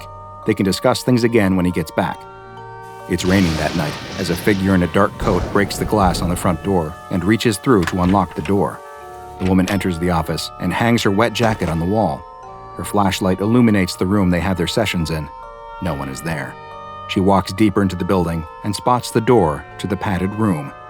She passes by and goes even further to a back room that she's never been in before. In the room, against a wall, is a metal trunk. She opens it to find the dark garment bag with the leather straitjacket inside. "What do you want me to do again?" the young man asks. He was just supposed to be delivering a pizza, and his boss would be angry to learn that he allowed a customer to invite him in. "This is my office," she tells him, "and I'm working on some new techniques for my patients, but I need to try them out myself first. That makes sense, right?" "Well, sure, I guess," he responds. "But for this particular one, I need some help. It's a secret, though, so I can't get any of my colleagues to help me. But you can help me, right?" The young man nervously swallows the soda she's given him and nods in agreement. She explains that all he has to do is help her tighten the straitjacket, close the door, turn off the lights, and listen. In a little while, when she's finished, she'll ask him to come inside and take it off her. That's it. The young man still seems a little wary of the request. "What happened to your door?" he asks, but she ignores his question and pushes a wad of cash into his hand. The young man shuts the door to the padded cell, and a moment later, the lights go out. The woman is almost immediately taken back to the same mental place she was before. All of the thoughts that constantly repeat in her mind, the ones that she's never able to turn off, suddenly go quiet. She sighs with relief in her dark, safe space. But then, she feels something. Not in her mind, but on her face. A twitch, just a little facial spasm. But then another. There's something wrong. Her face suddenly feels very tight, like it's being stretched. Her eyes grow wide. Her mouth pulls into an unintentional sneer. The young man hears the woman's muffled cries from inside the room and opens the door, but what he sees causes him to emit his own scream before he turns and runs out of the office into the stormy night. "What the heck?" the man thinks as he looks at the broken window on his office door. He enters to see that the door is still unlocked and that there's glass on the floor inside. He walks inside his office and looks around and doesn't see anything. But in an instant, there's a moment of realization. He runs to the back, to the door to the padded cell. The door to the room is ajar, and he listens. Is that breathing inside? He opens the door to the dark cell and turns on the light. The black leather straitjacket is sitting in the middle of the floor, except it isn't the floor anymore. Now, instead, a stretched layer of skin is spread across the padded room, with the outline of flattened bones visible underneath. The man's mind can't comprehend what it is that he's looking at, but then he sees it. In the far corner of the room is the stretched-out face of the woman, her eyelids pulled too tight to blink, leaving her eyes staring up at him. Through a stretched, contorted mouth, she whispers, "Help me." Is there anything crueler than an object that is able to treat your mental health issues, yet has some of the most devastating side effects imaginable? In this humble doctor's opinion, no. and today's anomaly is just such an object. Designated SCP-482, it is perhaps better known as the mentally mutating straitjacket. SCP-482 is a black leather straitjacket that is quite similar in appearance and construction to a mass-produced version, though as you'll see, it is completely unique. Although the straitjacket is comparable in size to other medium-sized versions, it is somehow able to fit virtually any and all body types and sizes. A tag inside contains the words, "Made in Xiaoyan, hand wash only, no acerihena powder," in faded text, though neither the city nor acerihena powder appear to exist in any records that the SCP Foundation has been able to locate. There are no signs of wear on SCP-482, but there are several cuts on the straps that cinch the garment closed, and testing has shown that it is able to be further damaged, though any additional investigations of the extent to which it can be damaged have been suspended due to the lack of viable duplicates. The real anomalous effects of SCP-482 occur when the straitjacket is worn, and the two main effects, which occur one after the other, have been designated as time point alpha and time point beta. Time point alpha is used to refer to the initial stage of a subject wearing SCP-482 and can last a varied period of time, though it is most often between 1 and 6 hours of wear. During this period, the subject will report feeling mentally better, and any negative mental afflictions that they suffer from or are forced to deal with will appear to disappear completely. Additionally, any medications that they may be on will have their effects negated entirely, leading to them returning a result on Foundation standard psychological tests that is consistent with a baseline mentally stable individual. The effects of time point alpha are temporary, and once the subject is separated from SCP-482, any mental illnesses they are living with will be seen to return, but they will disappear once more if the straitjacket is worn again. However, the amount of time a subject spends experiencing the effects of time point alpha are cumulative, and given enough time inside of the straitjacket, they will always eventually reach the second stage of SCP-482. Time point beta refers to the subsequent time period that passes if a subject is still wearing SCP-482 once time point alpha lapses. During this period, the changes to the subject will no longer be mental, and instead, they will begin to experience physical effects. The exact nature of the physical changes will vary, though they do seem to be related in some way to the subject's own mental health issue, with the degree of the change also seemingly related to the severity of their issue. Through the testing of SCP-482 by Foundation researchers on D-Class personnel, a number of different manifestations of the straitjacket's anomalous effects have been documented, and they're recorded in a file designated Experiment Log SCP-482. In the first test, a male D-Class diagnosed with schizophrenia was placed inside of the leather straitjacket. He immediately reported feeling eerily calm, and he was observed to simply sit and stare at the wall with a blank expression for 2 hours and 49 minutes, a period which was later determined to be his time point alpha. Time point beta began 1 minute later at 2 hours and 50 minutes when the subject's body began to contort, and he remarked that he was in a great deal of pain. Various parts of the subject's body began to increase in mass and size, including his head, as his eyes began to bulge out. He called in agony while attempting to make eye contact with the researchers who were observing through a glass viewing window for 34 minutes until a termination order was given.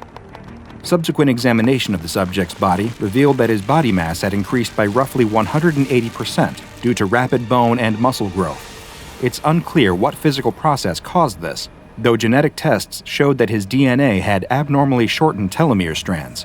The observers also reported they experienced an unnatural feeling that rendered them unable to move in a normal manner while the subject was making eye contact with them. For the second test, another male D-Class, though one who had been diagnosed with a paranoid personality disorder, was placed in the straitjacket. During his alpha exposure, he reported a satisfying quiet in his head, with none of the disembodied voices that normally plagued his thoughts speaking to him. He still appeared content after 2 hours and was taken out of the suit, though after requesting to be placed back inside, he was allowed to return to wearing SCP-482.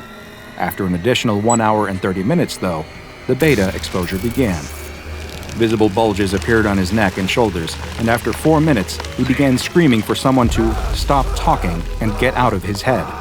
More bulges appeared on his body, and audio recording equipment in the room picked up mysterious sounds that analysis has revealed to have been as many as 7 distinct voices speaking in an unknown language.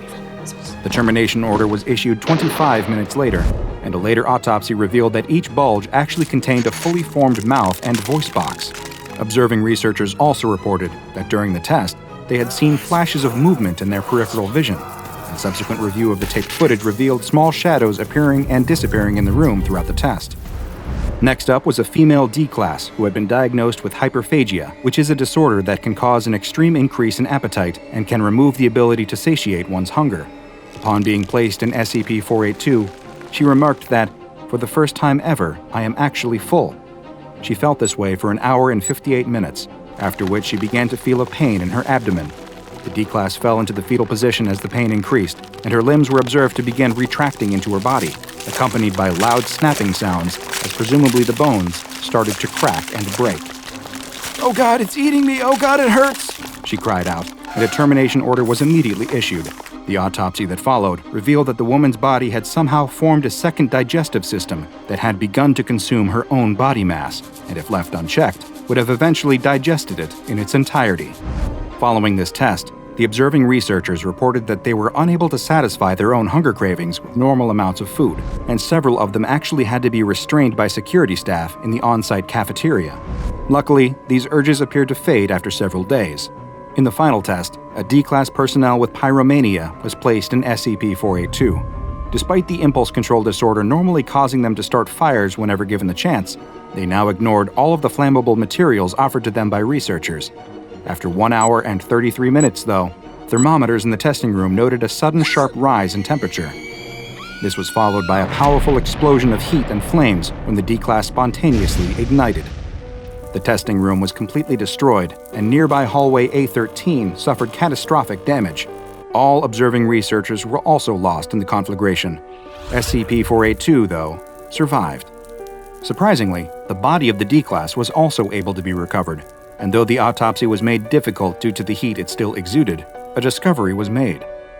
Inside the body, a new organ was found, one that appeared to be sustaining some type of constant reaction that produced heat, as well as strong magnetic waves, and this organ has been placed in containment for future study. SCP-482 is currently being kept in a containment locker at a secure site, with access restricted to Level 2 personnel and above. The maximum time allowed for testing is 1 hour after mutations manifest, and any test subjects who reach time point beta are to be terminated. Following termination, SCP-482 is to be removed from their body prior to autopsy. The straitjacket is then to be thermally cleansed and all biological traces of the prior subject removed before it is used for testing again. Now I bet you are telling yourself, well, this sounds pretty easy to contain. I bet this is a safe class anomaly. And normally, I would agree with you. But perhaps you noticed something strange in the experiment log. Did you pay attention to the reports from observing researchers that they too had begun to experience some rather unusual effects simply from watching SCP-482 affect a subject? Did it seem to you as though the mentally mutating straitjacket was somehow projecting the mental illnesses experienced by the subjects onto those observing it? It appears that there may be more to SCP-482 than first meets the eye, and this mystery only deepens when one reads the containment procedures on this anomaly's file and realizes that the person overseeing SCP-482 research is none other than SCP Foundation legend, Dr. Bright. Is the actual testing of SCP-482 not actually taking place on the D-Class personnel, but on the SCP Foundation researchers? A convoluted experiment designed to discover the true extent of its anomalous effects. When it comes to this Euclid-class anomaly, only Dr. Bright knows for sure. A young researcher is thrown against the wall so hard that his spine breaks. A man turned into a scarecrow. A woman unmoored from gravity. A man losing a vital component of his brain. All these poisoned prizes can be yours if you have your hands on a certain special object. The thief is confused, to say the least, at the sight before him. It isn't exactly what he has been expecting to find on his travel to the Forgotten Cave. The strange object is displayed on an altar, with a beam emanating from somewhere above, shining a bright column of moonlight onto it. This must be the treasure that he was sent here for. But what was this strange treasure? He's still aching all over from his long journey, many days and nights spent crossing the desert just to reach his destination. All around the cavern are precious stones and gold coins, jewelry and riches beyond the thief's wildest dreams, and it's all his for the taking, just as long as he fulfills his promise to the strange, decrepit old man he met at the entrance of the cave. The thief steps closer to the altar and examines the object the old man told him to recover. Upon hearing the word lamp, the thief had been picturing an ornate oil jug with a handle and spout, not this thing. The thief had never seen an object quite like it. It's a tall, thin neck that winds upwards from a flat, circular base. The top looks like the hem of a dress, but far smaller and made from green glass. It's a lamp, all right, but not as this thief would know it. He lifts it up to get a closer look and notices something, an empty space beneath the stained glass lampshade. It looks like there's a part missing. Nearby, he comes across another curiosity, a rounded, almost perfect sphere of glass with an elongated protrusion terminating in a metal connector. It seems like it would be the perfect fit for the vacant port on the lamp. So, figuring out how to affix the two, the thief attaches the light bulb to the lamp. To his surprise, the bulb begins to glow a light blue. Cautiously, he places it back down and backs away, uncertain about what is about to happen next. A sudden plume of blue smoke erupts from the lamp, and the thief ducks for cover, thinking the object has exploded. But there's no loud sound, no flames, and this prompts him to peek out from his hiding place to see a mysterious figure emerging from the cloud. It looks to be an older man, hovering above the ground, not legs, but a tail of the same smoke as the rest of his body. Now the thief recognizes what's going on. He's grown up with stories of creatures almost exactly like this one, and it fills him with a rush of excitement. It's a genie. He can remember as clear as day tales about genies. They are mystical wish-givers, imprisoned within lamps and then bound to the person who discovers them. Once it emerges from its slumber, a genie will then offer whoever freed it 3 wishes. Hey, you there. You gonna hide all night? Come on, kid, let's get this over with. What'll it be? The genie asks rather brashly. The thief approaches the smoky, translucent figure and immediately knows exactly what to do. He's already thought of exactly what to ask for, the wish that can free him from his life of stealing and poverty. "Genie, I wish for you to make me rich," he says. As soon as he's finished his sentence, the genie vanishes, leaving the thief confused. Surely he still had another 2 wishes. He's startled as the light bulb he had affixed to the lamp suddenly explodes, for real this time, with a spark and a shower of small glass shards. Before the thief can so much as call for the genie to return and demand that it explain itself, he feels a sickly churning in his stomach. Something is very, very wrong. After a few short moments of violent and painful sickness, the thief lays dead on the floor of the cavern. If one from a more advanced period of history were to examine him, they'd find the thief's body exposed to an extremely large overdose of vitamin C, enough to kill him. The genie had made him rich.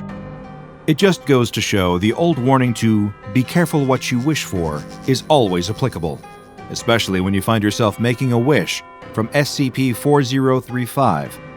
Although it might look like an unassuming table lamp from the outside, within it stored an ancient entity who also happens to be wildly unpredictable, and a bit of a jerk, to be completely honest.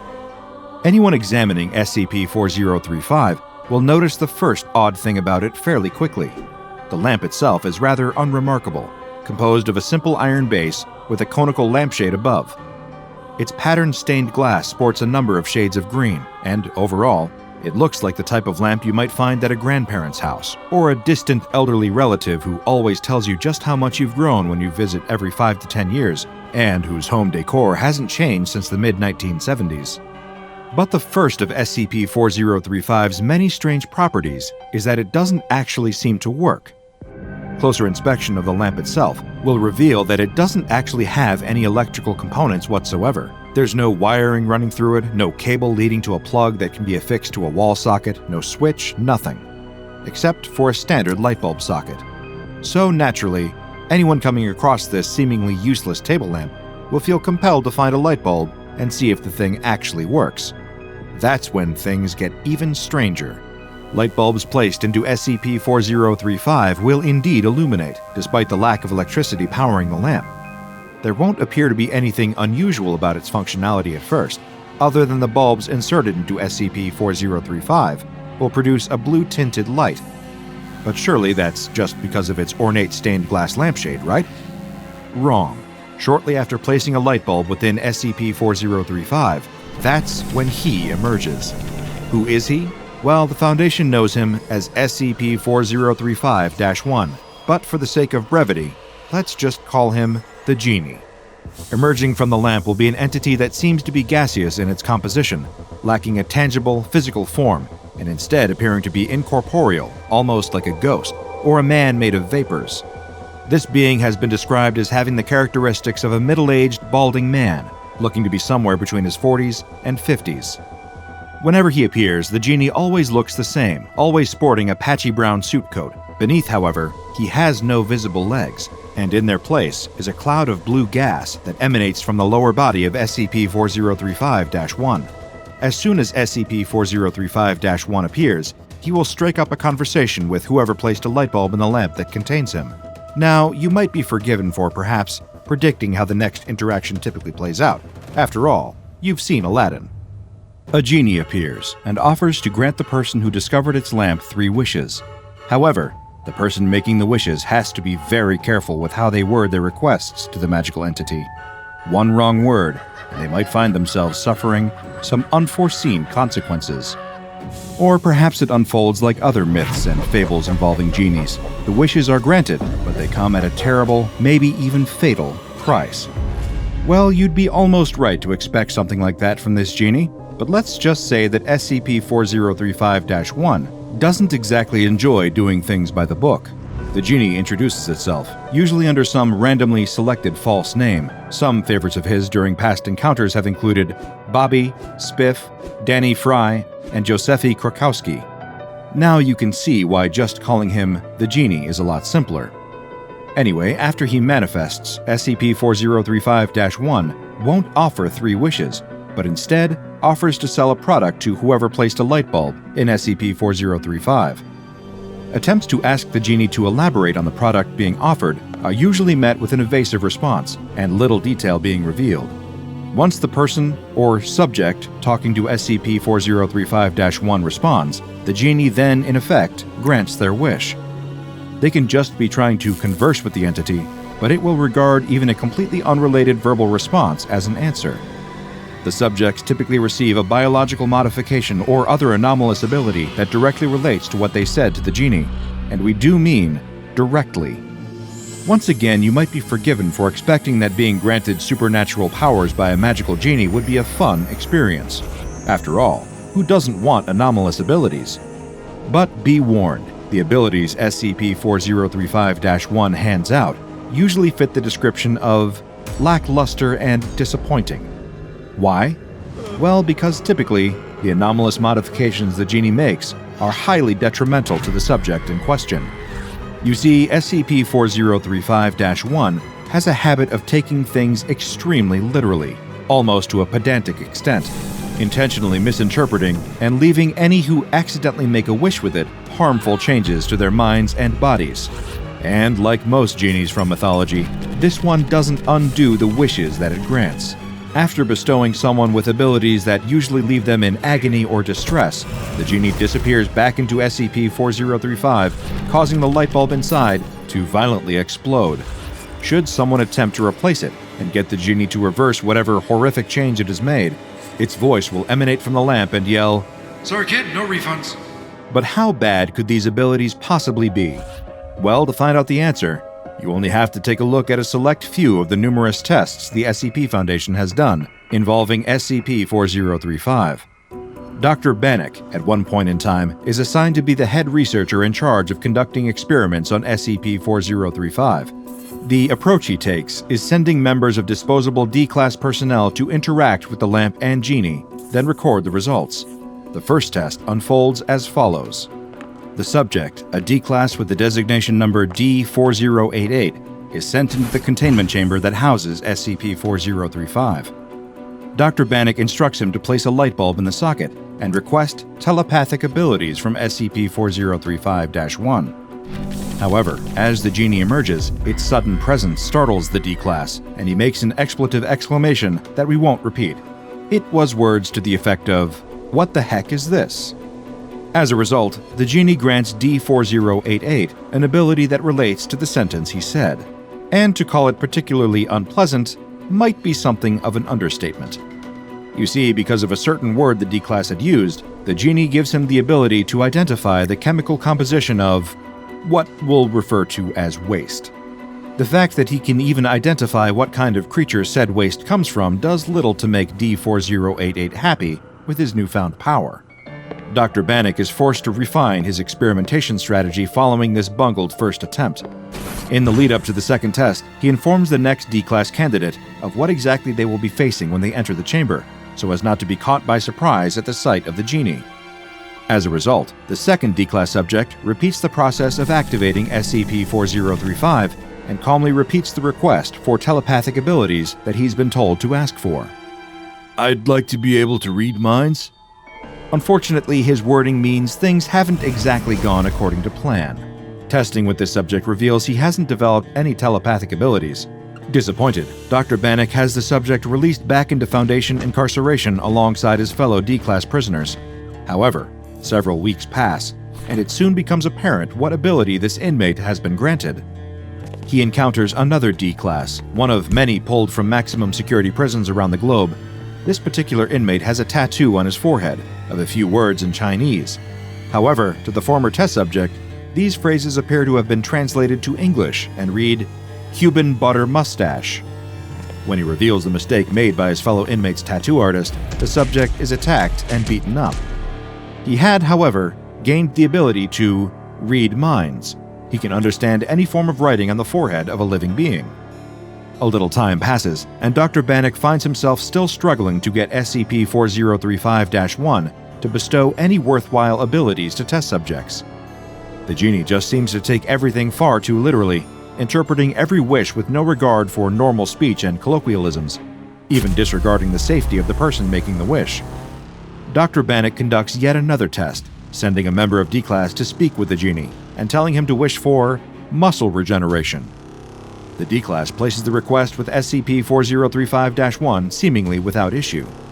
However, then comes the next part, testing whether this new anomalous ability actually works the way Dr. Bannock intends.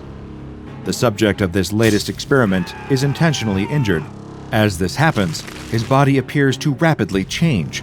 His muscular system swells up and multiplies, increasing from its original size. A successful test, right? Well, it would be, if the rapid muscle regeneration actually stopped. Before long, the D-Class test subject's muscle tissue is almost 250% bigger than its original size, making it much bigger than the rest of his body too. The subject is clearly highly distressed, although fortunately, this doesn't continue for long. Unfortunately, that's because his body can't function normally with this new rapid change, and as a result, the D-Class subject's vital signs stop after 3 short seconds.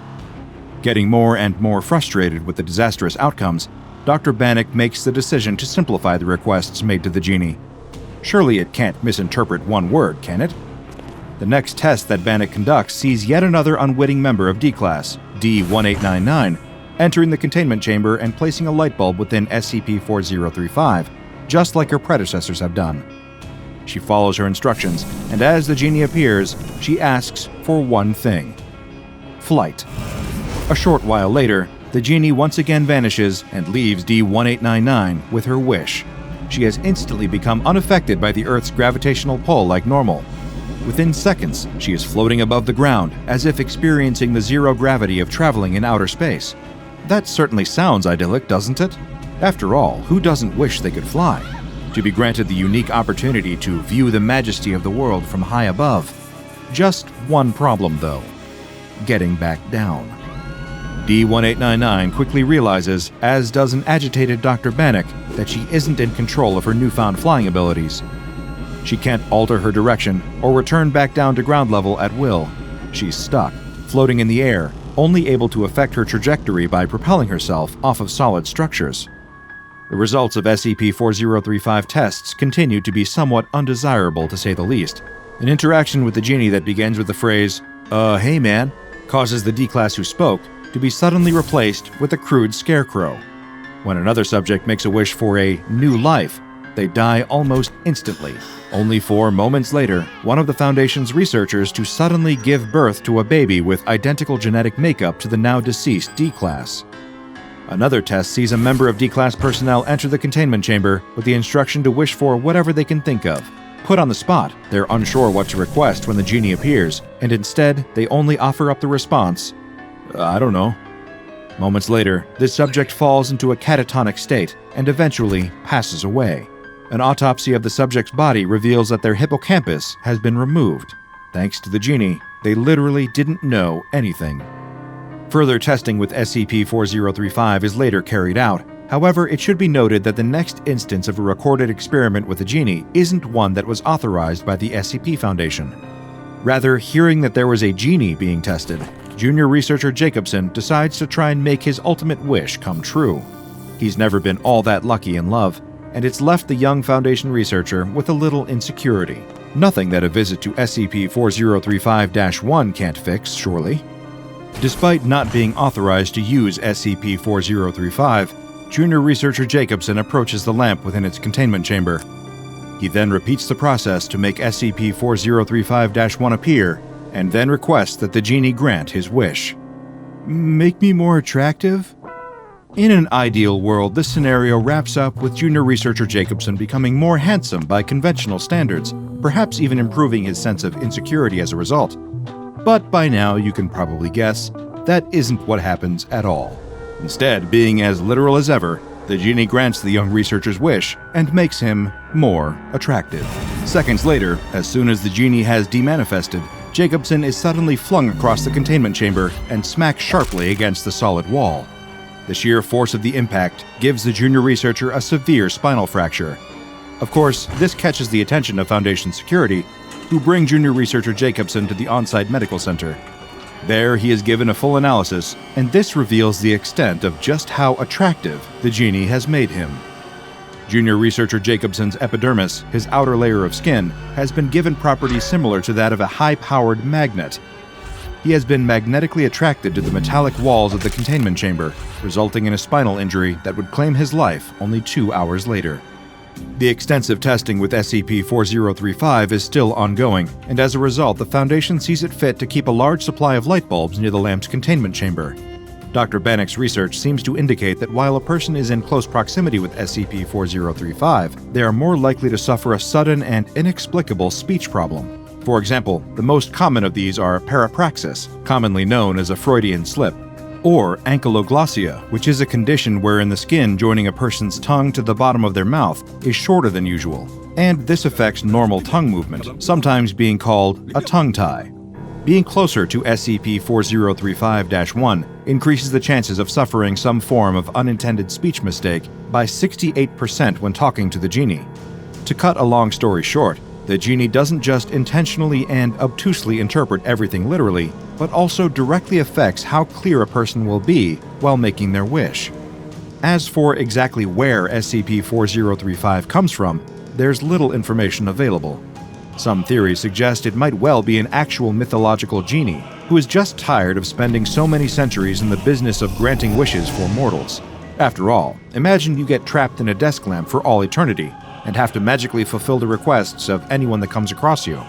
Living through that for so long is liable to make a genie bitter and petty. Then again, perhaps the genie isn't even really a genuine genie. It doesn't inhabit an oil lamp, but instead a broken table lamp.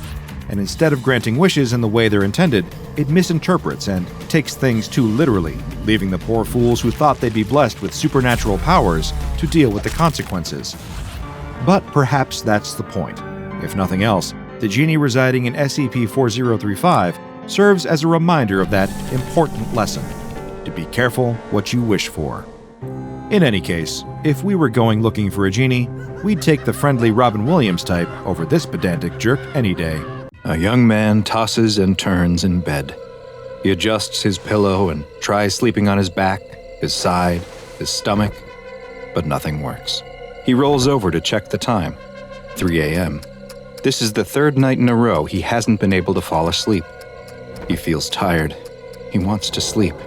But every time he closes his eyes and sleep starts to creep in, something happens. And suddenly, he's wide awake again. It's as if someone keeps flipping a switch in his brain to awake, and there's nothing he can do to stop it. It's affecting everything in his life. He can't concentrate in class, his work performance goes down the drain. Even his hobbies become completely unenjoyable. All he wants to do is sleep. His friends and family can tell something is wrong.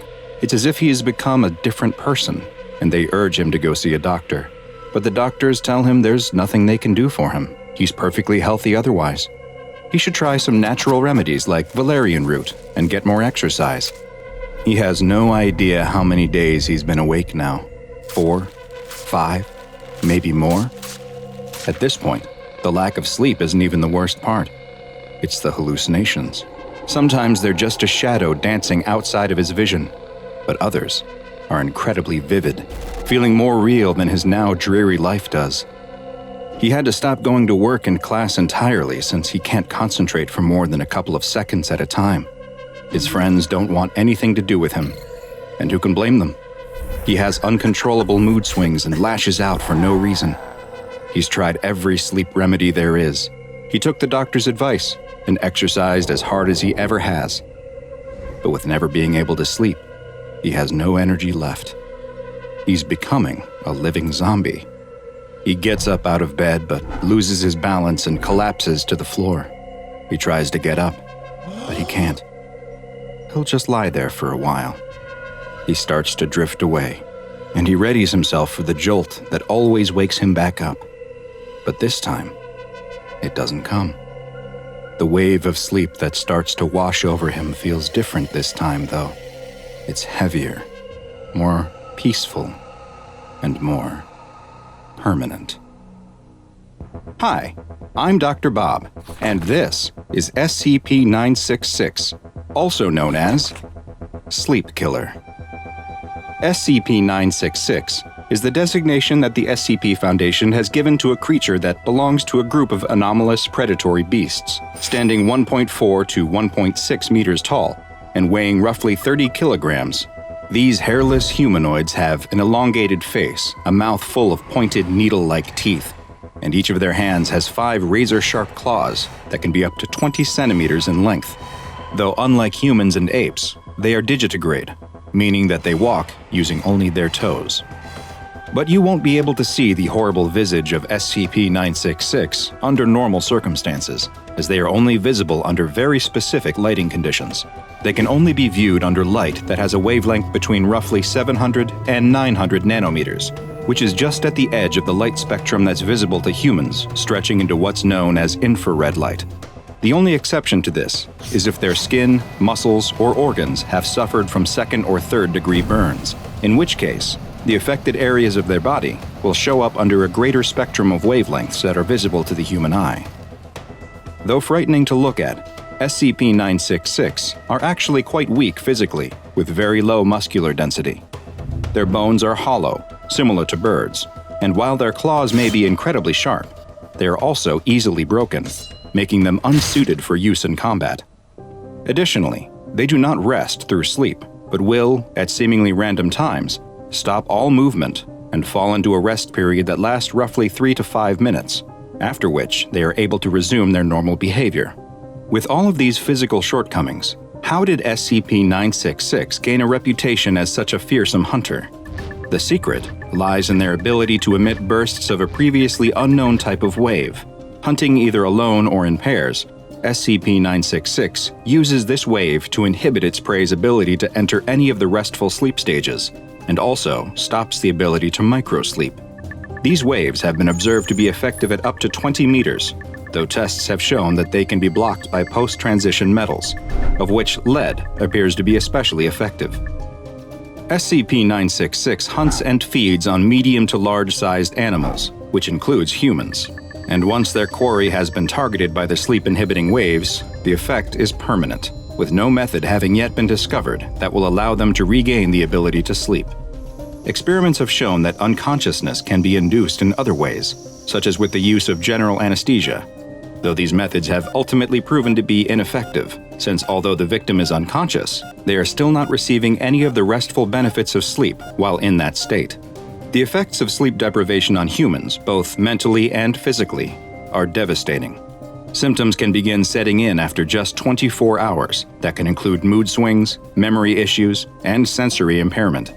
After 2 to 3 days, the body's hormones become deregulated, and bodily functions like hunger, thirst, and temperature fluctuate wildly, as cognitive abilities start to dramatically decline. Hallucinations, paranoia, and fits of rage are common, and the risk of death from sleep deprivation increases with each day that passes without sleep.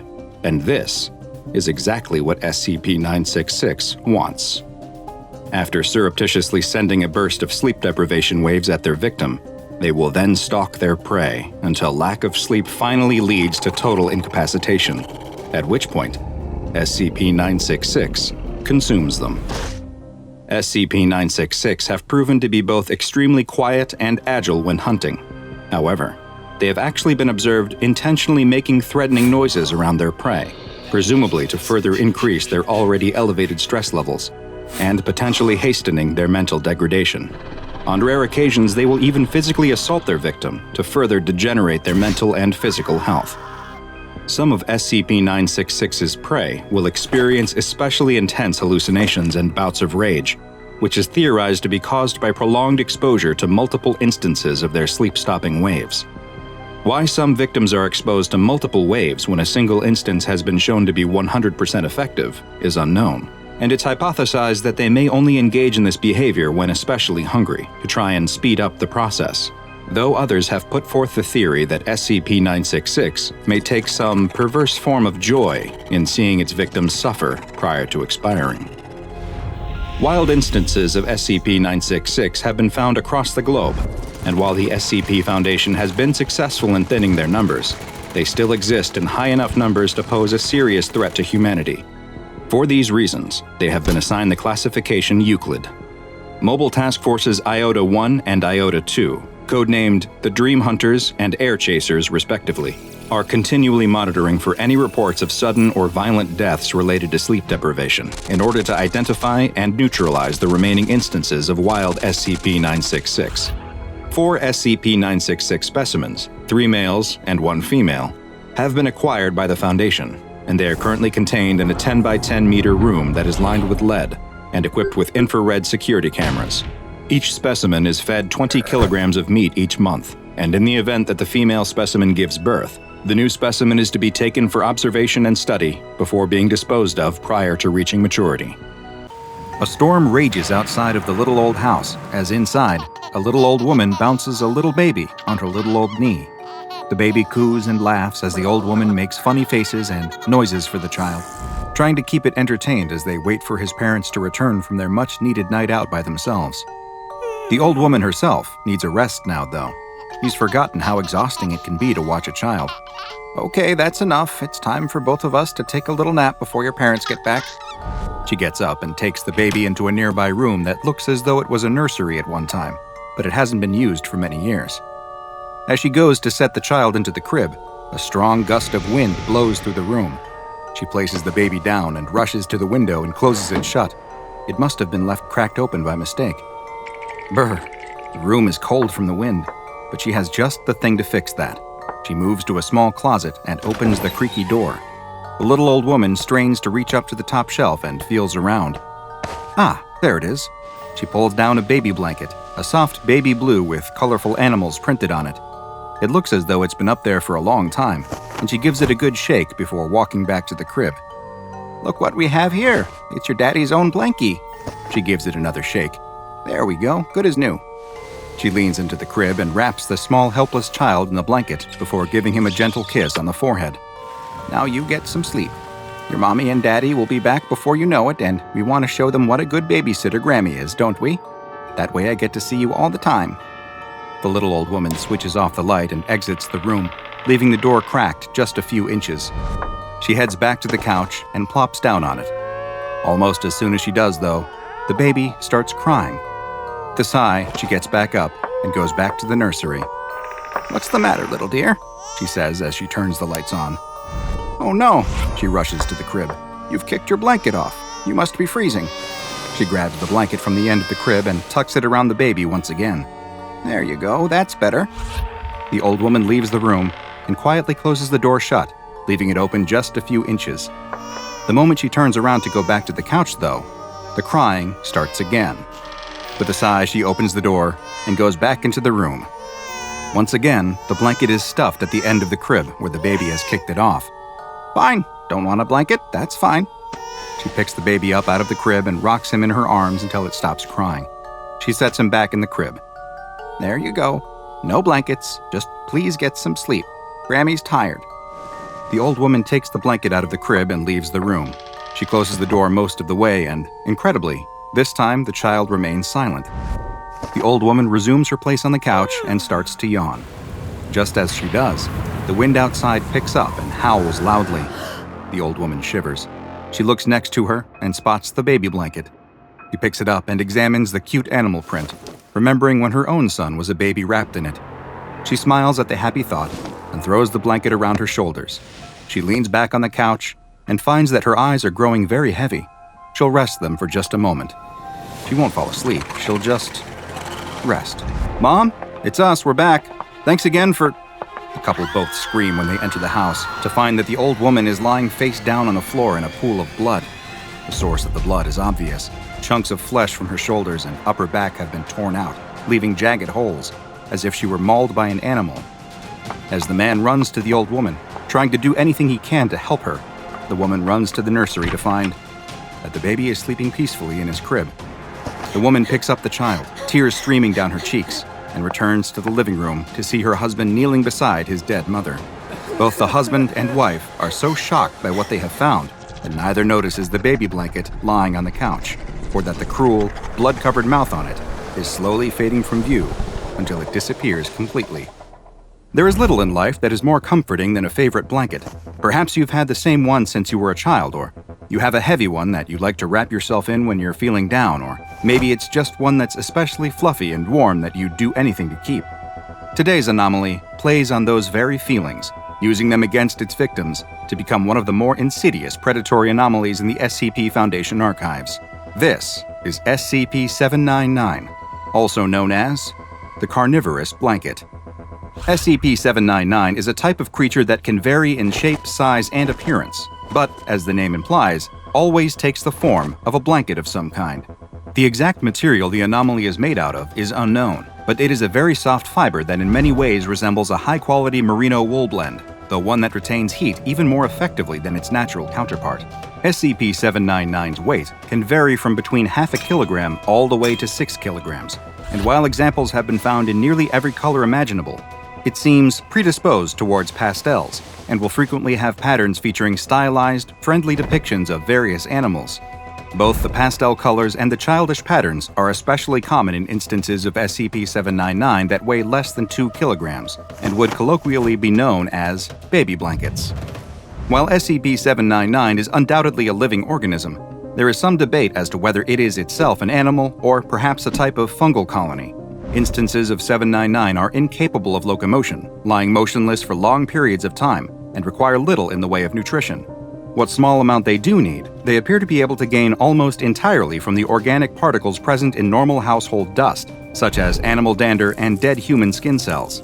The blanket feeds via a series of minute, filter-feeding mouth-like structures that are spread across the surface of the creature, which wait for nutrients to fall into them, not unlike a sponge on the ocean floor. Instances of SCP-799 can survive for quite a while in this state, and one specimen was noted as having lived for multiple years in a damp attic, subsisting entirely on the small organic particles that would drift down from the rafters above. Should an instance of SCP-799 be forced to go for long periods of time without a source of nutrition, though, like when, for example, it is placed inside of a sealed closet or drawer, it will begin to undergo certain physical changes, which result in it metamorphosing into its predatory form. These changes aren't noticeable from only casual observation and consist of the blanket converting its many filter-feeding mouths into a single, large one that is lined with multiple rows of extremely sharp teeth. The blanket creature also develops a new form of tissue inside its cloth-like structure, one that is similar to muscle and capable of contracting and squeezing. Once its metamorphosis is complete, the instance of SCP-799 will lie in wait for an unsuspecting creature to cover themselves with it or wrap it around their body. Once they do, the blanket will bide its time until they enter a state of rest, usually waiting for them to fall asleep entirely, at which point its feeding phase will begin. Once the creature has detected that its victim is dormant, it will use its newly formed muscle to latch onto them, holding them in place as it opens its tooth-lined maw. It will begin to bite at its confined prey, tearing off several kilograms of flesh, bone, and any other organic material it can, swallowing it, and converting it into a thin slurry that it spreads through its body almost immediately. This traumatic, violent process nearly always leads to the victim dying of blood loss.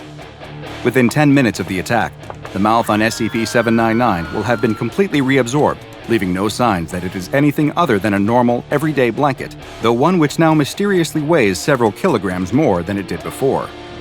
By 40 minutes after the attack, the entire digestive system within SCP-799 will have demetamorphosed back into its original form, with a single digestive tract being changed once again to the many dispersed filter-feeding mouths.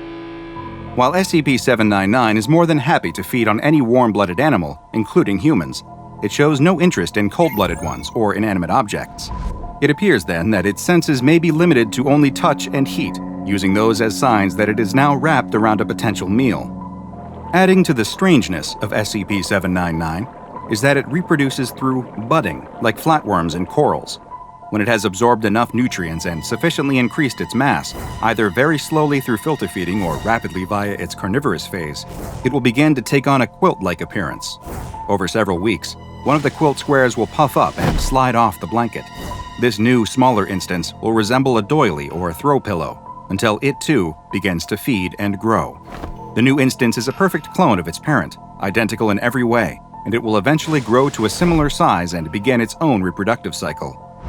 It is unknown exactly how long it takes SCP-799 to reach full maturity, but the current best guess is that when kept in its filter-feeding phase, an instance will reproduce every 50 to 60 years.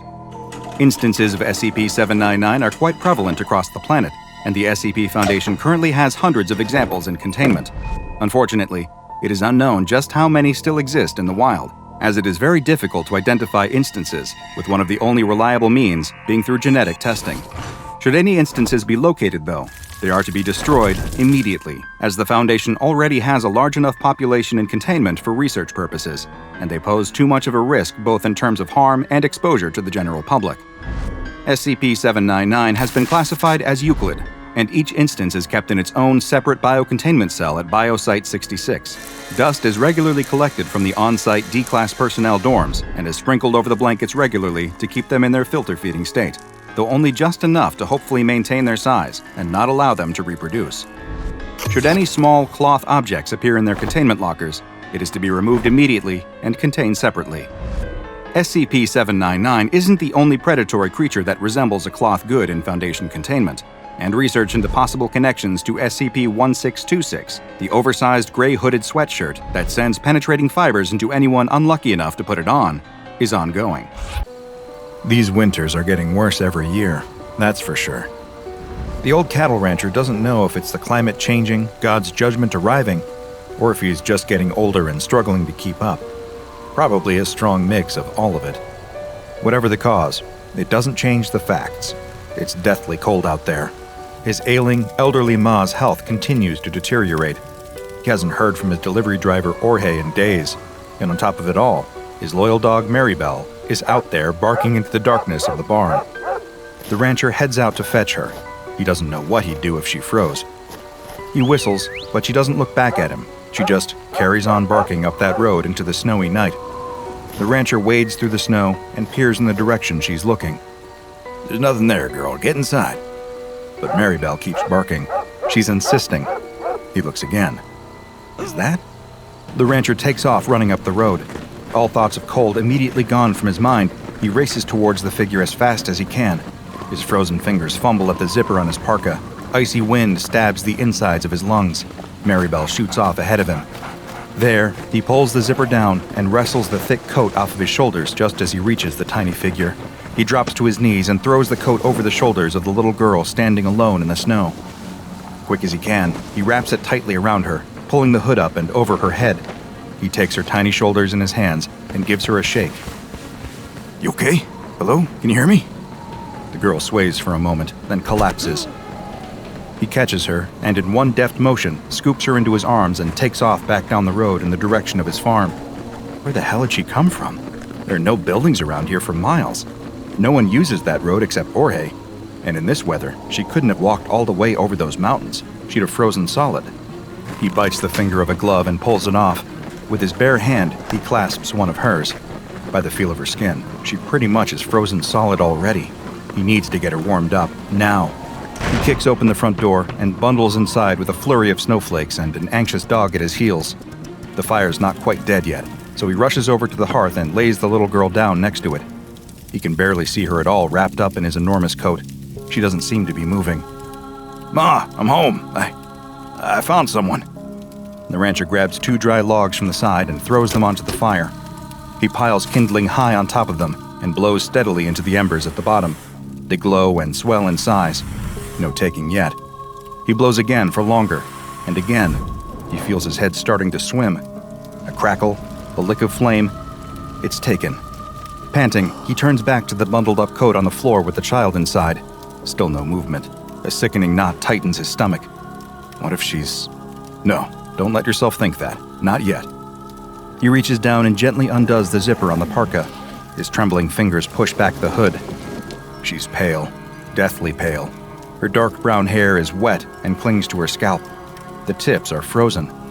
At a guess, she must only be 9 years old. Eyes closed, lips a sickening blue. But that's not the color that scares him the most. On her neck, there's red. Delicately as he can, the rancher takes the coat off her shoulders and hangs it up by the fire. She's dressed only in a plaid shirt, way too big for her. It looks like an adult's shirt, similar to an old one he used to have years ago. But on her neck, her hands, her feet, is that same deep red, layers of blood frozen to her skin. He sits back, his mind blank. He's seen that much blood before. Sure he has. When you work with cattle, it's an unfortunate part of the job. He's seen cows bleed out during childbirth. The girl in front of him, she's the same color as those orphaned calves that lie crying on the floor. A groaning sound fills the room. The rancher looks across at the armchair where his ma sits. She doesn't look at him, doesn't look at the girl on the floor. She just stares into the fire, same way she always does. Ma groans again, trying to express something she doesn't understand, being in a world without living in it. "Ma, it's okay. Sorry if I startled you. We have a guest with us."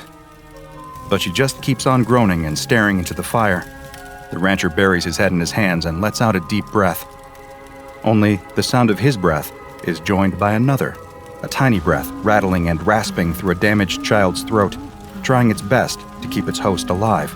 The rancher opens his eyes and stares at the child. She isn't conscious, not by a long shot, but she's breathing, a little at a time. The icicles in her hair have turned into rounded droplets of water that glow by the heat of the fire. He snaps back to his senses. He's not doing her much if she's just lying there soaking wet. He runs off upstairs and grabs some towels and a fresh flannel shirt to wear. After several minutes of drying her off, he's confident enough that he's got most of the water off. There's still a lot of blood caked to her skin, but as far as he can tell, there's no wound anywhere that it could have come from. Brow furrowed, he leaves her under a bundle of blankets and fills up the kettle with water. Hanging it carefully over the fire, he walks over to the cabinet and fishes out a tin of cocoa from the top shelf. Hasn't been used in years, but should still be fine. He would make it with milk, but she's probably dehydrated. Lifting the kettle's lid with the poker, the rancher pours the brown powder inside and waits for it to boil. The little girl's eyes are open now. She's staring into the flames. Her lips are looking a little more pink, her skin a little more blotchy. "You're safe here. Just stay by the fire and warm up a bit. You like cocoa?" The little girl drags her eyes away from the flames. Her expression is mostly blank. She looks too tired to be confused. "I don't know." "I think you will. Ma always gave me cocoa." "Okay." And with that, the farmhouse falls silent. The little girl stares into the fire. The rancher watches her, finally feeling the wave of exhaustion crashing over him. His ma has fallen asleep in her armchair. Only Maribel stays awake through the whole night, staying close to the little girl by the fire, occasionally licking her toes to try and warm them up. By the morning, the snow stopped, but the huge drifts remain. As the rancher walks across to the barn, he finds it hard to believe that just a few hours ago, the winds were whipping at his face as hard as they were. The world this morning is totally still. What the rancher finds even harder to believe is that there's a little girl in his house right now, fast asleep by the fire. He checked her forehead when he woke up this morning, and she miraculously hadn't caught a fever. She couldn't have been out in that weather for too long, but it only made the question more mysterious. Where did she come from? Maribel didn't get up this morning. From all of the excitement last night, she must have been too tired for today. Walking through the crisp morning air, he can't really blame her. He shoulders the barn door open. A column of steam curls out of the opening. All of that warmth, humidity, and cattle smell is strangely comforting this morning. But as the rancher goes around checking on all the cows inside, he very quickly discovers a problem. They're thin. Way too thin. Some of them look to be on the verge of starvation. He'd missed it last night as he drove them down in the dark, but in the warm glow of the barn's lights, it's unmistakable. These cows haven't been eating properly. He pours out several sacks of grain for them into the troughs, and they all gather around hungrily, filling both their stomachs as fast as they can. The rancher leans on the railing for a moment, confused. Even in this cold, there was still plenty of green grass for them up on the ridge. That's why he'd taken them up there. They should have had no trouble eating until the snow came in last night. He doesn't like this one bit.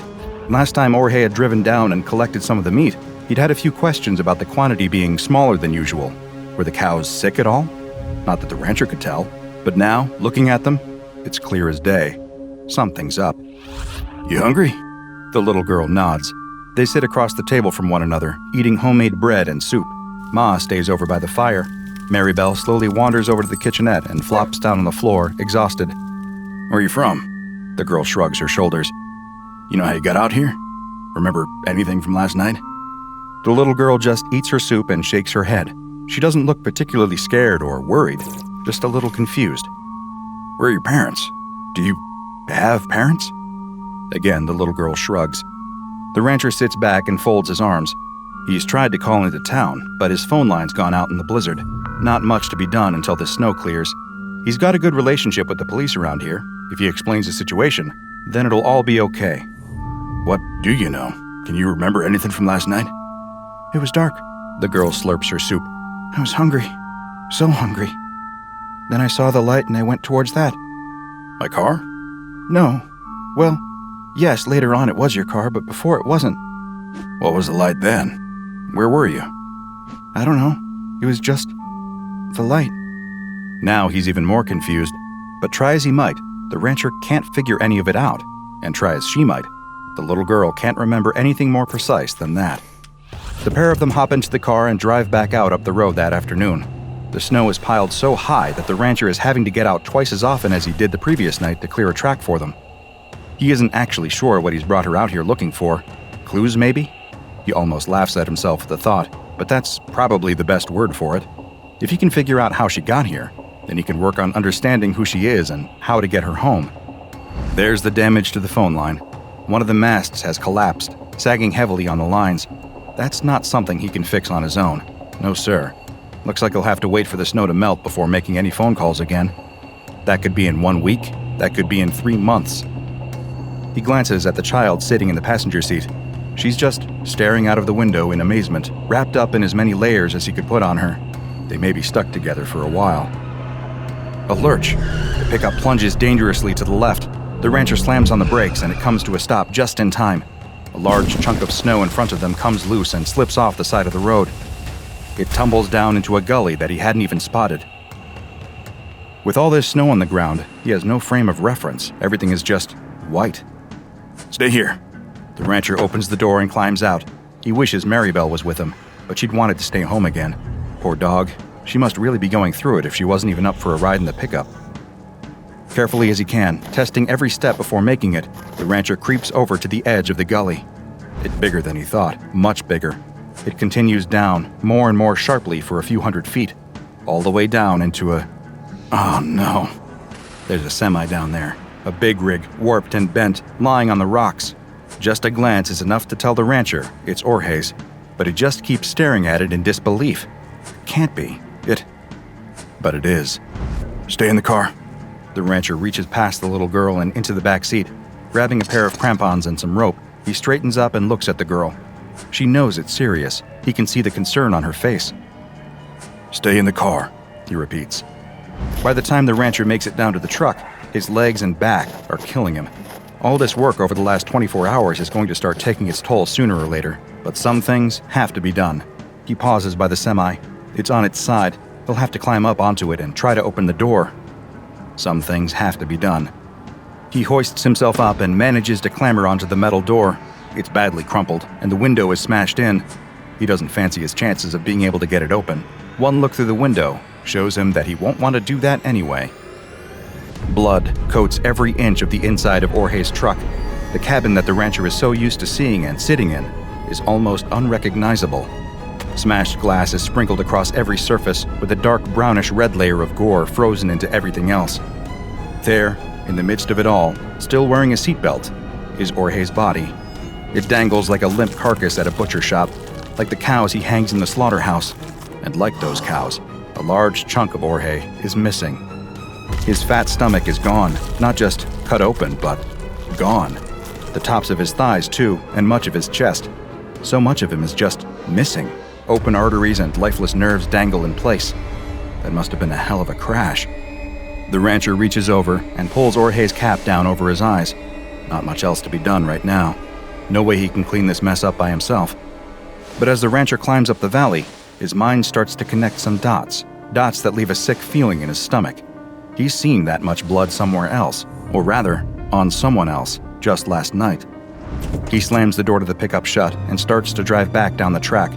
Since the snow stopped, all of the drifts that he'd cleared earlier remain clear. It's only a few minutes' drive back down to the farm. He doesn't say a word the whole way, and neither does the little girl. She clearly senses something's up. The sick feeling in his stomach remains. He pulls up the handbrake, and the two of them sit in silence outside the farmhouse. There's a truck in that valley. Did you know that? Yes? Is that where you came from last night? I don't remember. Was he... The rancher stops. Jorge didn't have any kids. What were you doing in his truck? I don't know. Was he... The rancher can't bring himself to accuse his best friend of the words that almost left his mouth. Do you think you might not remember because something bad happened to you? I don't know. The rancher closes his eyes for a long moment. Silence fills the pickup. Come on, let's get inside. But inside wasn't the safe haven he'd been hoping for. Ma's been throwing up. Not just once, but a few times. She's distressed, groaning aimlessly for someone to come and save her. Maribel is pacing around the room, yelping and whining. The rancher immediately goes upstairs to get some rags to clean up with. Perfect timing, as usual. But he stops in his tracks when he comes back down. His ma's stopped moaning. The little girl is kneeling by the armchair, holding the old lady's hand. The room is calm. The little girl gently places the frail hand back on the armrest and comes over to take the rags from the rancher. Returning to the old lady, the girl goes about mopping her up as best she can. Maribel slumps back down on the floor. And that is how the four of them exist for the next few days. Ma gets sicker steadily, but the little girl stays by her side all day long, caring for her in every way. The rancher's glad of that. It gives him the time he needs to help his cows outside. None of them are in a good shape. Whatever it is, they're still getting thinner. He feeds them all the grain they'd normally need, and then some, and they always finish it off. Yet none of them are getting any fatter. The rancher leans on the railing, trusty dog by his side. His energy is starting to really lag behind what he needs. The last couple of days, even though he hasn't done all that much, have totally taken it out of him. What do you think it is, Maribel? He looks down at his little friend. She's looking thinner too, actually, but she's been eating just fine. It hits him. Tapeworms. As soon as the word comes into his head, it makes total sense. His cows, his entire herd by the looks of things, have been riddled with tapeworms. Oh, hell. He hasn't got anywhere near the amount of medicine needed to give some to all of them. Even if he did, a lot of them are looking pretty far gone. The chance of reinfection would be high. He needs supplies. He needs Jorge. Maribel whines softly next to him. He knows what they have to do. Laying Maribel down carefully by the fire, the rancher administers the tapeworm medicine. For a few hours, they lie there together. He strokes her side, waiting for her to pass it. The little girl watches over his shoulder. His ma sits back in her chair, mumbling to herself. He hasn't talked to the little girl anymore about Jorge yet. He isn't sure what there is to say. Maybe he should ask if Jorge was sick. After all, the cows clearly have had these tapeworms since before the other night. Jorge may have picked up contaminated meat from him last time he came. Maybe. Maribel passes the worm on the rug. Ugh, the smell. The rancher uses the tongs next to the fire to pick the worm up. It's long and pale. And dead. He tosses it into the fire and puts the tongs in the flames for a bit to sterilize them. The worm sizzles and pops in the flames. The sound makes his stomach crawl. The rancher glances around and sees the little girl staring at the tapeworm. He looks past the girl to his ma sitting in the chair. Her turn next. But as that night and the following morning reveal, it's too late. his ma's groans turn into cries of pain. She openly sobs by the fire, clutching at her stomach. Every time the rancher tries to give her the medicine, she just vomits it back up. Each time she vomits, there's more and more blood mixed in. The little girl gets more and more upset. It's not fair on her to have to witness something this traumatic and disgusting. There's nowhere else for her to go. She shouldn't even be here at all. The fact that she is means she has to help. That's all there is to it. By sunrise, his ma has passed away. There is nasty red bruising all across her abdomen, which tells him she must have bled out internally from this worm. He'd been too late to realize what was wrong. Too late with the cows, and too late with his ma. He covers his ma with a blanket and tells the little girl not to go and wash her hands. He needs to check on the cattle. Sure enough, during the night, a handful of them died too. The calves. They were the ones to go first whenever something like this happened. Mother cows stood over their calves, licking their heads, willing them to wake up.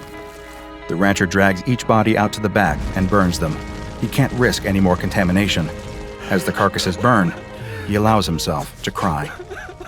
But when the rancher comes back into the house, it's full of noise, a noise that takes his brain a long time to comprehend.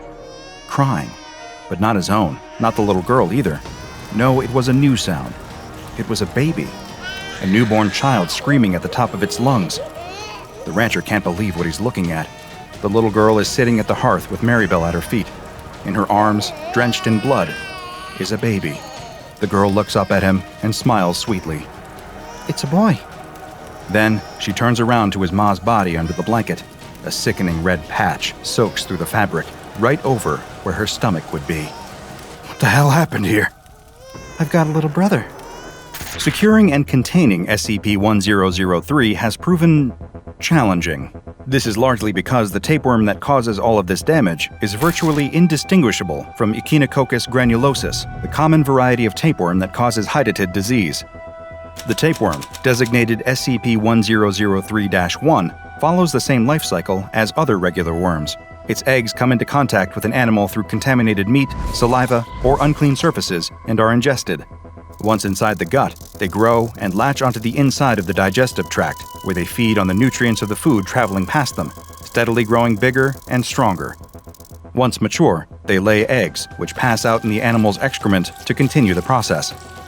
Infections spread quickly, particularly in unsanitary conditions amongst livestock, and can often be difficult to contain, as by the time the symptoms, nausea, weight loss, fever, start to manifest in the infected, the worms have likely already reproduced and have a new generation growing in the guts of other animals. As far as the Foundation is aware, SCP-1003 follows this normal pattern in all observed animals except humans. When a human ingests an egg from this tapeworm, a very different creature starts to grow in their gut. Human embryos, with the same genetic code as the tapeworm, begin to form. The rate of their growth is greatly accelerated, however. By just 8 weeks, they are as mature as the typical 3-week-old neonate or newborn child, although similar in size to an 8-week-old embryo at 13 to 16 centimeters. Many eggs usually enter this fertilization period, but almost all of them die before having a chance to develop much beyond the early stages. They stand the best chance of survival when buried in the hepatic tissue, where they can absorb plenty of nutrients from their host. The host at this point usually starts to experience mild symptoms, lethargy, the occasional stomach cramp, nothing particularly severe. Yet, the embryos that survive soon develop rows of temporary, razor-sharp teeth. At this point, passively absorbing nutrients is no longer enough for them. They bury their teeth into the soft tissue surrounding them and begin to eat. Once they enter this stage, their rate of growth increases exponentially the more flesh they consume.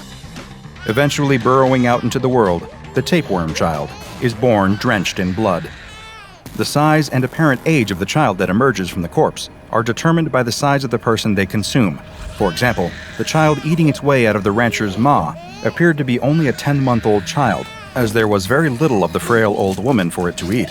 By contrast, the little girl who emerged from Orhe's gut had plenty of fat to feast on, and so was able to grow to the size of a 9-year-old. Once the child emerges, the teeth that they'd used to eat their way out quickly become loose and are replaced by regular human teeth. The children themselves have no memory at all of where they've come from or what they are. They have the same motor and linguistic skills that a regular child would possess at their age. Nothing, aside from their DNA, marks them out as being any different from the children around them, blissfully ignorant, just like the children around them. It is theorized that many of these children end up in orphanages. With no birth certificates or identifiable parents, they fall through the gaps in the system, quickly lost to the world. The only way to really track them at all is to follow the infections they cause. You see, these tapeworm children have one final curse they must live with. Their bodily fluids, their saliva, and sweat contain the same tapeworm protoscolex that will develop into SCP-1003-1 as soon as it is ingested by another creature, making the cycle start all over again. If you want to track down a tapeworm child, and I highly advise that you don't, all you have to do is follow the trail of nasty stomach infections, internal bleeding, and freak pregnancies amongst the outcasts of society.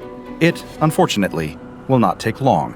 There are currently 10 instances of SCP-1003-2 in containment. The children live in Bioresearch Area 13 under strict supervision. Researchers are only permitted to enter their cells whilst wearing full-body biohazard suits, but first must have Level 4 security clearance and must have written permission, and can only enter with specific research goals agreed upon. All staff are regularly tested for the presence of any kind of tapeworms in their system. No other animals are permitted in this facility. A doctor frantically writes in his journal, "It's almost impossible to believe everything that's transpired has taken place in such a short amount of time. It all began 3 days ago. It was just another day down in the mines. A worker was drilling into a seam of coal when suddenly there was an issue with the rig.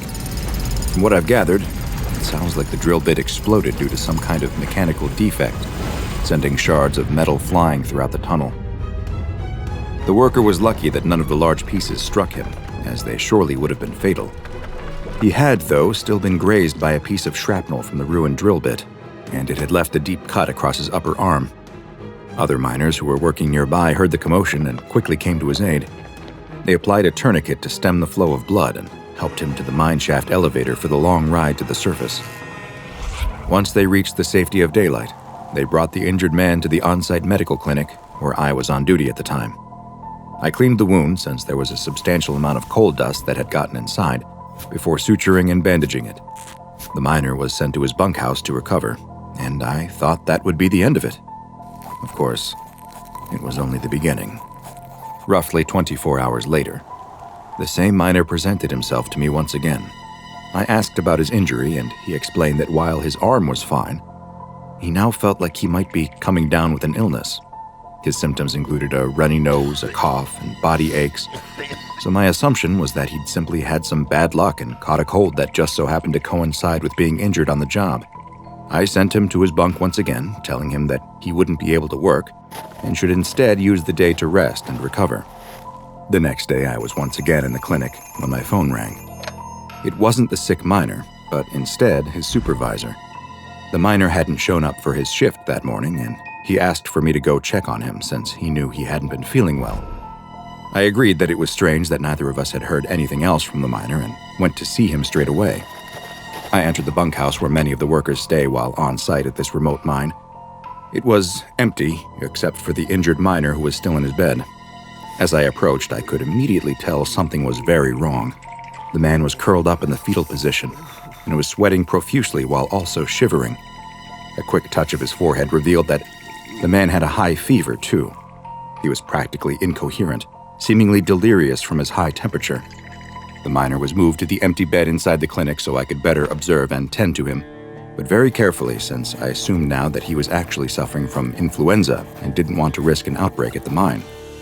I was getting ready to administer fluids to the miner, who was still mumbling incomprehensibly, when I noticed something on his face. It appeared that he was crying, but the tears that ran down his cheeks weren't made of water. They were blood. I hadn't seen anything like it before. There was no reason why influenza should be causing this man to cry tears of blood. I could see the veins in his forehead starting to pulse, as if his blood pressure had suddenly skyrocketed. And just as I was leaning in to get a closer look, something horrible happened. The miner suddenly opened his mouth and expelled an enormous stream of blood. The blast of blood struck me in the face and knocked me backwards in fright as the man continued expelling more and more blood from his mouth, which soon covered the walls of the clinic. With seemingly all the blood having been discharged from his body, the man then went limp. I attempted to resuscitate him, but strangely, there was no need. The man was comatose, but he was alive. There I was, standing in the middle of the clinic over the man, both he, myself, as well as the room completely covered in blood. It was one of the worst things I'd ever experienced as a doctor, and yet, somehow, it was about to get even worse. I was still in shock from what had just happened when I heard the door to the clinic open behind me. I turned around to see a group of half a dozen more miners from the site, each one coughing, sweating, and shivering. One held a cloth to his ear that was stained red, while another attempted to stop his nose from bleeding. Whatever had infected the first patient wasn't a one-off medical event. This had the makings of an epidemic. I knew that I was in way over my head. I was just a general practitioner, not an infectious disease specialist, and I called the Center for Disease Control to get their guidance. I was told to quarantine the sick men as best I could, and that a rapid response team would be sent who were better equipped to deal with potential outbreaks. While I waited for the CDC to arrive, I began moving the afflicted men to a bunkhouse that had been designated for quarantining. Several more also began expelling huge amounts of blood, though unlike the first patient, none of the others survived the traumatic event. As I was putting the final infected man into a bed, I noticed something, though.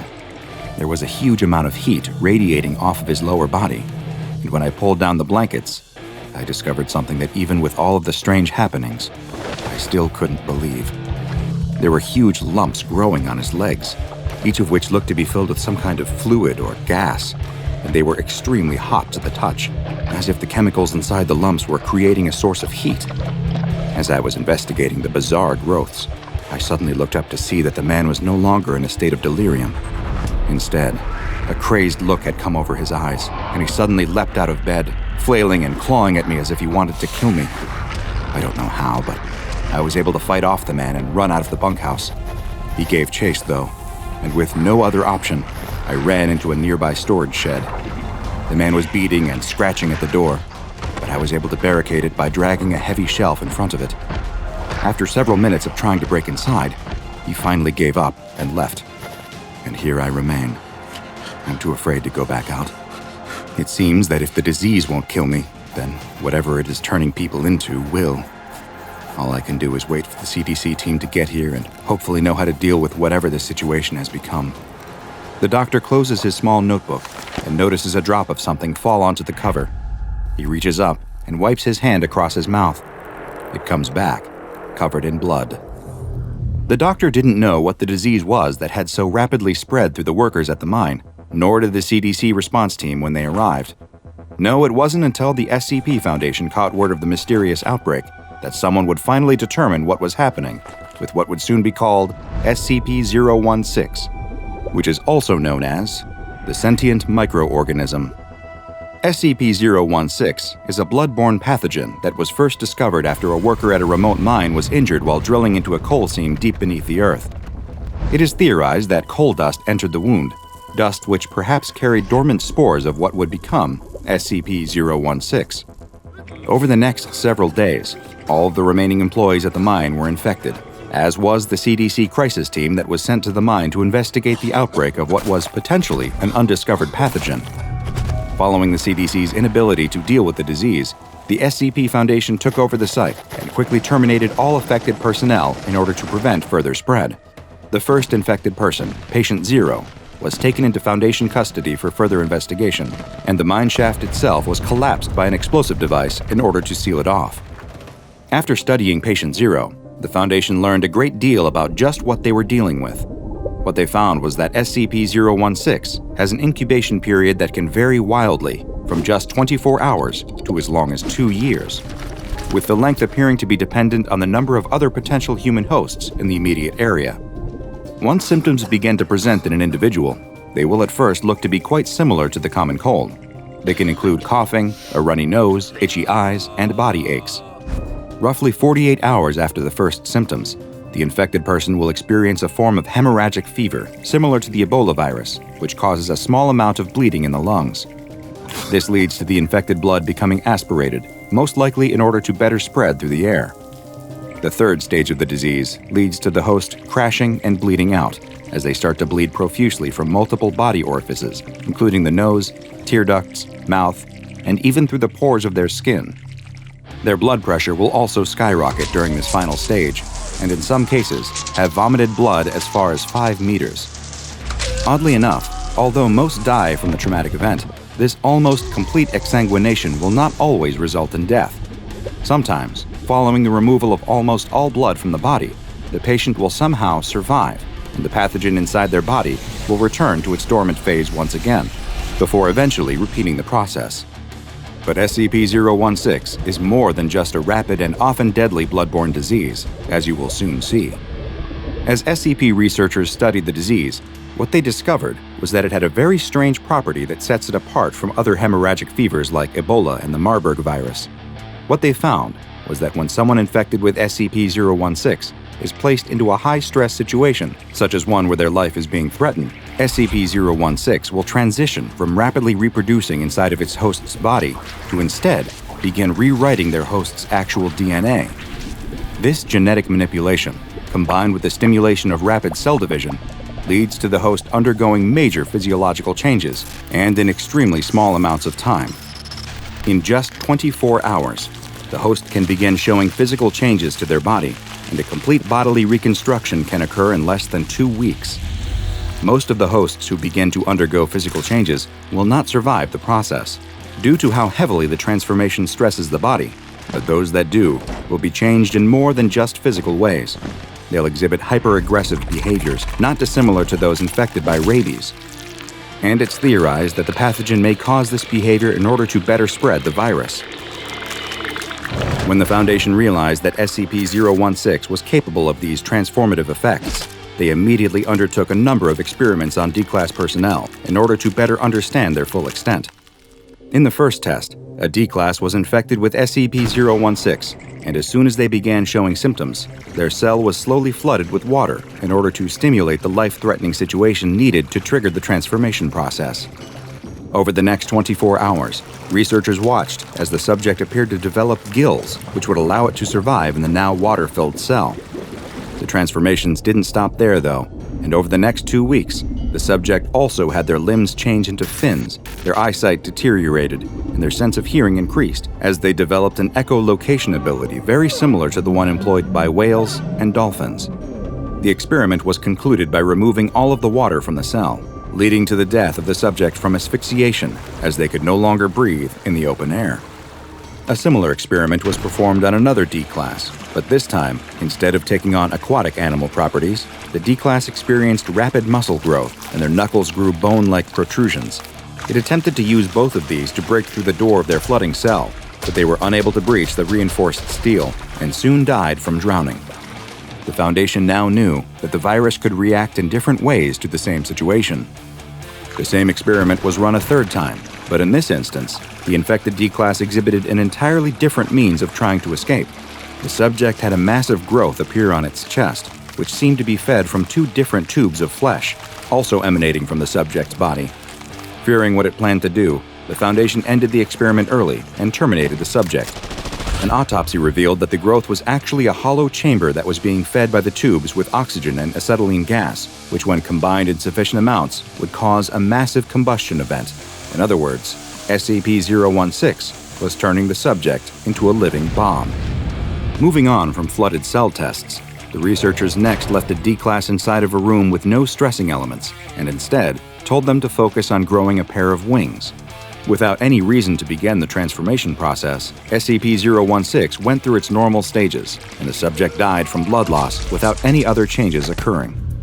In the final test, a D-Class was placed inside of an acrylic box that was suspended over a mine shaft, with a timer attached indicating the time when the bottom of the box would open and drop the D-Class into the 1,000-foot deep shaft. This D-Class was also told to focus on growing wings that would allow them to survive the plunge.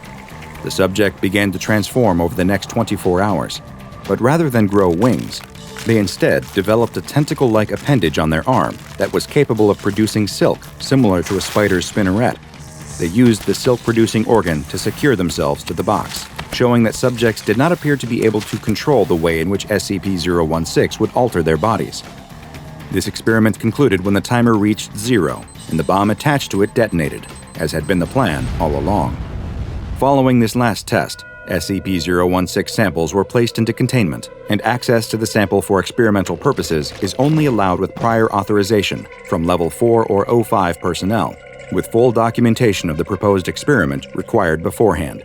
Failure to follow any of these procedures will lead to the offending personnel being reassigned to D-Class duty or terminated.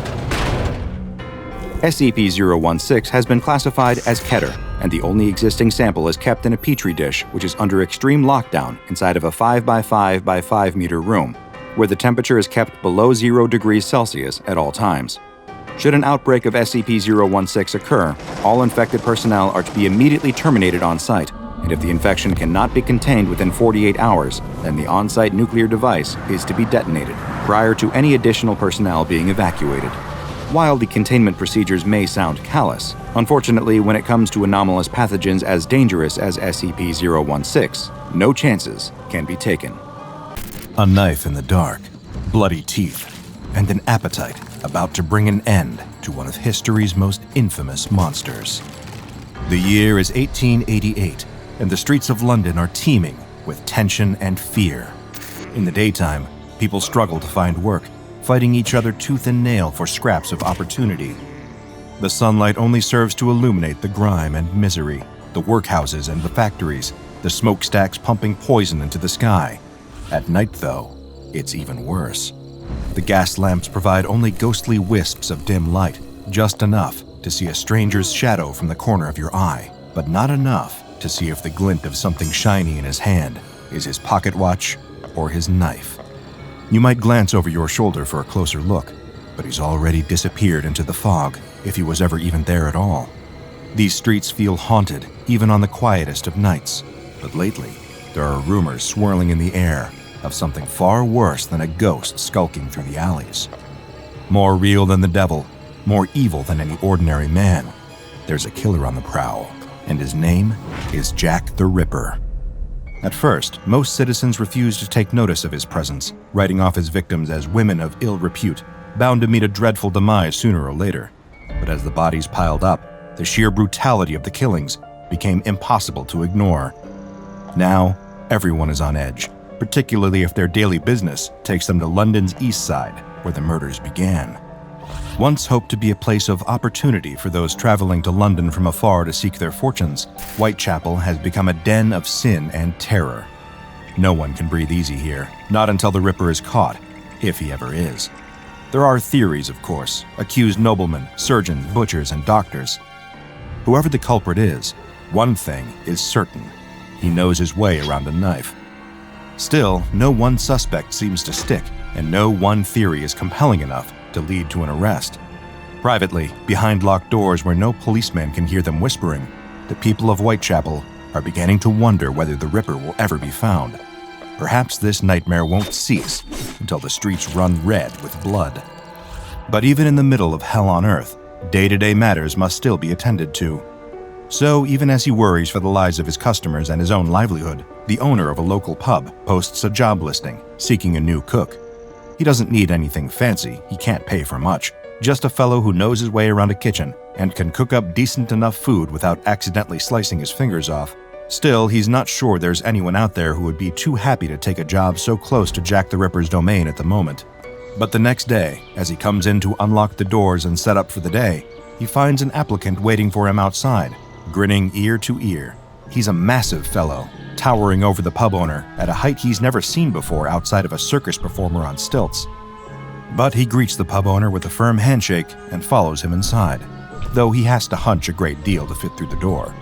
It's not as if there's a line of applicants out the door, so the pub owner goes ahead and hires him as the new cook. The cook is a Frenchman, but he won't hold it against him. That night, when the pub opens for business, the new cook gets right to work. From his disposition, one would never know he's working for pennies in a dingy pub in the most dangerous part of town. He bustles around the modest kitchen, chopping meat and singing in a warm, loud voice that carries through the whole building, bringing some much-needed cheer to the exhausted customers. Pretty soon, they get a taste of the new cook's work: mutton and potatoes and juicy meat pies. Whoever this new worker is, the crowd is pleased to have him around. The owner does advise the cook to stay in the kitchen, though. His food and his singing may be popular, but his appearance might frighten the already skittish regulars. There's plenty to be afraid of these days, no need to add a giant to the mix. When the pub closes up for the night, the owner stops for a moment to chat with his new cook. He can't help but be curious about the man, where he came from, what brought him to London. The cook tells him, tearfully, that he was once a soldier in the French army, but that he lost his military career following a tragic accident he refused to disclose the details of. After that, he worked in a circus, then as a private chef in the home of a wealthy French family, until he was thrown out over a forbidden love affair with his boss's daughter. The pub owner isn't sure he believes a word of it, but he nods along just the same. He asks the cook when he first arrived in London. The 1st of April, he says, and with that, he heads off home, leaving the pub owner alone with his thoughts, the color draining from his face. April 1st was only 2 days before the first Jack the Ripper victim was discovered. It couldn't be. Could it? As the pub owner embarked on his journey home, he replayed the image of the cook's work that night over and over in his mind. The man was plenty competent with a knife, that was certain. He was strong enough to kill quickly, too. With those hands, he could squeeze the life out of someone before they even got the chance to scream. He could have done it. But why would he? He seemed like such a friendly man, odd though he was. And he was odd, almost frightening. He had clearly lied about his past as well. What reason would he have for doing that, if not to conceal a dark and terrible secret? The pub owner lies awake all night, horrific visions of his new cook keeping him from sleep.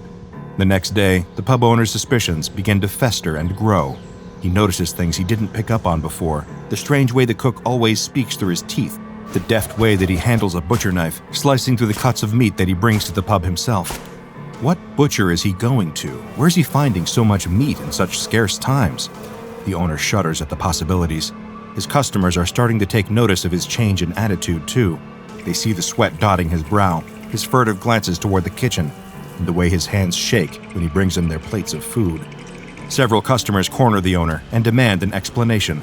These days, they can't let any unusual behavior go on for long. Something sinister could be afoot, after all. The pub owner relents and confesses his suspicions that his newly hired cook might be the Ripper himself. Not only that, but he's afraid the meat he's been preparing might not be sourced from any livestock, but from more of the Ripper's victims. It was an unwise choice to admit these fears to a group of men driven to the edge of reason by their own dread, bodies in the streets, and a bit too much ale. They swarm the kitchen to confront the cook and are shocked at the sight of the behemoth they find there. The cook greets them with his usual smile, but they aren't having any of it. They attack him in spite of his intimidating size, pummeling him with their fists. The cook tries to reason with the men, but they are determined to get an answer out of him, and his previously unfailing smile falters. He opens his mouth wide, and in a truly shocking display, gobbles up one of the men in 2 quick bites. He spits out a shoe, and it flies across the room, hitting another one of the men in the face. There's silence for a long moment, and then sheer pandemonium. The surviving men tear out of the pub, spilling into the streets in a drunken, panic-stricken mob. Wiping his mouth, the cook turns to see his boss, staring at him with wide eyes, frozen to the spot in fear. With a polite bow, the cook gives his resignation, apologizes for the disruption, and turns to see himself out. Meanwhile, the pub patrons are cornering a policeman, demanding he follows them to the location of a giant, man-eating monster who they believe to be the Ripper. The policeman laughs in their faces and advises them to head home and sleep off their drinks before they get themselves into any more trouble. With a full belly, but without a job, and without anywhere else to go, the cook ducks out the door to the pub and begins to stroll slowly down the dark, dingy streets. Up ahead, he sees a woman walking alone.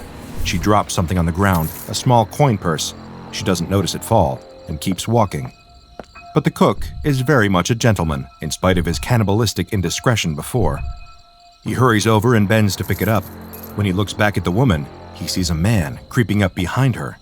The shadowy man draws a knife and lifts his arm, preparing to strike.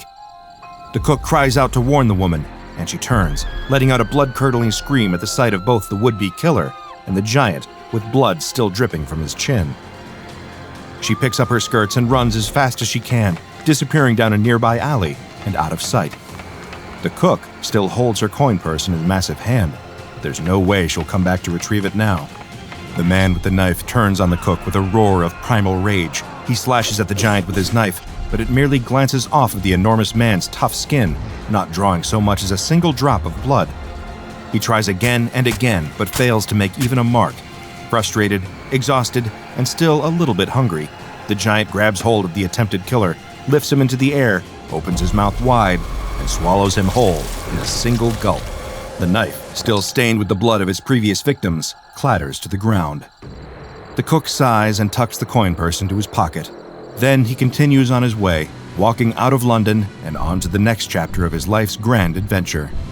He has no idea that his climactic meal in Whitechapel was none other than the infamous Jack the Ripper, and the people of London will never know of the unintentional act of heroism he committed that day. They will only remember the fear and the sight of a giant devouring a man alive. But soon enough, that will fade from memory, replaced with relief when no new victims are found, and then replaced again with a mystery that will endure for hundreds of years. Though that cook was no ripper, he was also clearly no ordinary man. Before they decided to drive him out of town, the people of Whitechapel had, unbeknownst to them, been eating and drinking with SCP-082. SCP-082 is, according to his genetic makeup, a perfectly ordinary human. However, one look at SCP-082 makes it clear that he is far from ordinary. Some sort of external process has caused him to grow to an enormous size, standing at 8 feet tall and weighing around 700 pounds. Foundation researchers are divided in opinion over the exact cause of SCP-082's unique proportions. Some theorize that it is some sort of mutation. Others propose an extreme hormone imbalance. Some believe it to be chemical in nature, while others insist that only a supernatural force could be responsible for such a dramatic deviation from the norm. Whatever the case may be, SCP-082 is a formidable and visually impressive specimen. His head is bald and slightly pointed, his chin and jaw are large and round. His nose is bulbous, and his eyes are dark and sunken. His body has a high fat content, but also contains notable muscle mass, and his physical strength should not be discounted. His forearms have a circumference of around 28 inches, and his fists are nearly an entire foot across the knuckles. Suffice it to say, he is not the sort of opponent you would want to come up against in a fight, and certainly not someone to antagonize, though medical examinations of his body indicate that at least a few likely ill-fated individuals have tried over the years. His skin is covered with scars, and though his x-rays are difficult to read due to the density of muscle tissue, scans have indicated that there are dozens of bullets and several blades, from knives and swords alike, buried in the man's flesh. Clearly, SCP-082 has been through a great deal of hardship, but you wouldn't know it from his disposition. He is gregarious and polite, with a personality as big as the rest of him. Oh, that reminds me, I've been extremely rude. He has a name. It's Fernand. At least, that's what he says. Fernand speaks fluent French, but is proficient in English as well, though he speaks with a heavy accent. Whenever he does speak, he does so with a smile, talking through his tightly clenched and massive teeth. Occasionally, he clenches these teeth so hard that his gums will begin bleeding from the effort. The reason for this is unknown, but the SCP Foundation considers it normal behavior for Fernand, whatever that means. I have my own personal theory regarding Fernand's penchant for clenching his teeth, but I won't get into that just yet. Fernand does occasionally open his mouth all the way and separate his teeth, but only when he is eating or singing. He is quite the musical talent, serenading the SCP Foundation with his takes on well-known classical music, as well as long-forgotten drinking songs and the occasional sea shanty. He loves to sing while cooking, which he is permitted to do under strict Foundation supervision. He is allowed access to a rudimentary set of cooking implements whenever he prepares his food, including a butcher knife that he also uses to shave his unusually thick facial hair. He is given various ingredients to prepare on request, with the stipulation that these ingredients must not be too expensive or human in origin. In spite of his off-putting appearance and tendency to speak through his teeth, Fernand is easily one of the more likable anomalies contained by the Foundation. He doesn't express overt hostility like SCP-682, nor does he attempt to diagnose staff with any sort of pestilence like SCP-049. All he seemingly wants to do is cook, sing, and play dress-up. Did I mention his costume trunk yet? Well, he has one. Some of his favorite outfits include a tuxedo, complete with top hat and a monocle, a military uniform serves of the French Revolution, a ball gown that comes with an elegant fan and matching beaded purse, and a clown costume that includes a wig and a trick water-squirting flower in its pocket. New costume pieces are made on request in order to keep Fernand's morale high. According to my findings, in-house costumers are currently hard at work making Fernand a detective costume, a chef's hat, and a set of footy pajamas. Fernand is an indisputable charmer, greeting Foundation researchers with a wide smile, a joke, and more often than not, an invitation to join him for dinner. Unfortunately, those same staff members occasionally find themselves on the menu. In spite of all his endearing qualities, Fernand has the unfortunate habit of routinely snapping, giving into his voracious appetite, and eating his visitors alive. He doesn't intend to do so, and frequently expresses regret at his poor manners. After all, having company for dinner doesn't mean you eat your company, but still he can't help himself, no matter how recent his latest meal was. Though I have yet to confirm this hypothesis, I believe this cannibalistic impulse to devour others may be the reason for Fernand's constant clenching of his teeth, whether consciously or not. I think he is attempting to hold off on attacking for as long as he can, before he inevitably succumbs to the hunger once more. When his gums bleed, it could be a sign that one of his attacks is drawing near. Again, I have yet to confirm this, but it seems entirely possible. It's unlikely that Fernand will ever be able to verify this for himself, as his connection to the truth is tenuous at best. Though he is highly intelligent in terms of his memory, puzzle-solving skills, and grasp of language, Fernand struggles to differentiate between fact and fiction when consuming media. He assumes that any movie or television show he watches is depicting a real person, and that any book he reads is essentially a biography. This doesn't limit his enjoyment of this media. On the contrary, he gets a great deal of joy from watching films and reading books, particularly works of fiction revolving around Hannibal Lecter, who Fernand has described as his favorite person, and someone he would very much like to meet one day.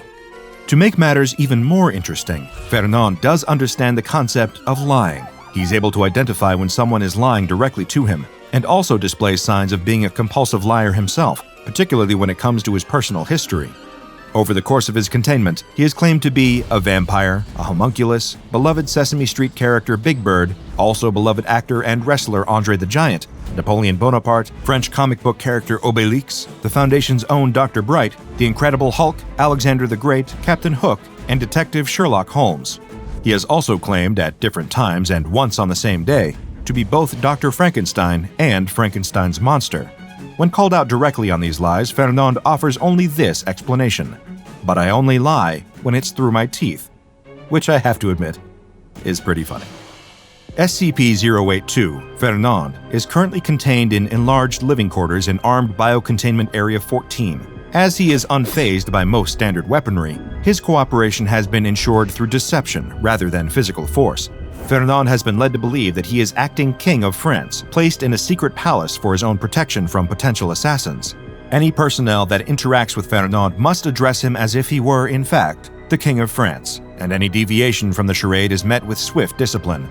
Any housekeeping done in 082's containment area must be performed by Class D personnel only, as it poses too much of a risk to non-disposable staff.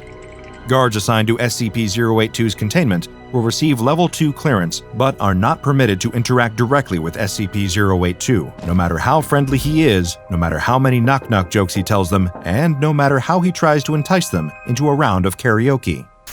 SCP-082 is a curious mix of congenial and threatening, the consummate host who loves to sing and cook for anyone willing to sit at his table.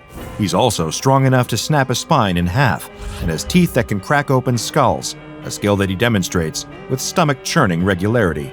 Still, he seems to genuinely enjoy the company of others, and has an earnest, playful spirit.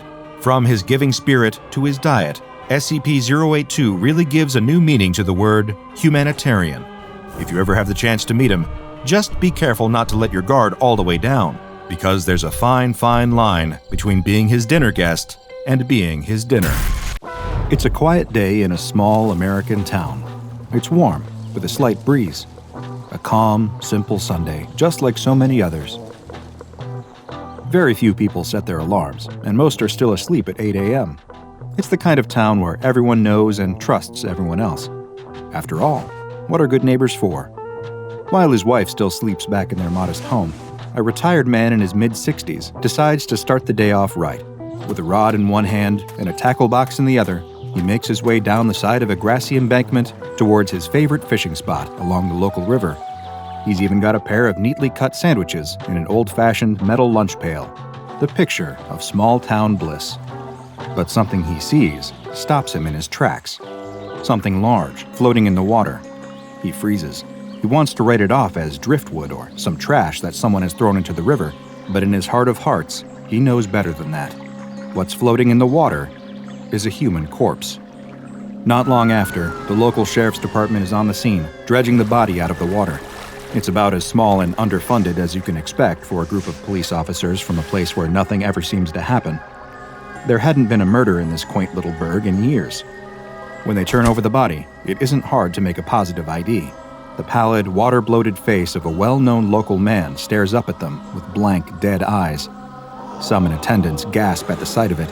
It had been years since the last murder in town, but when that last murder had occurred, the prime suspect had been this very same man.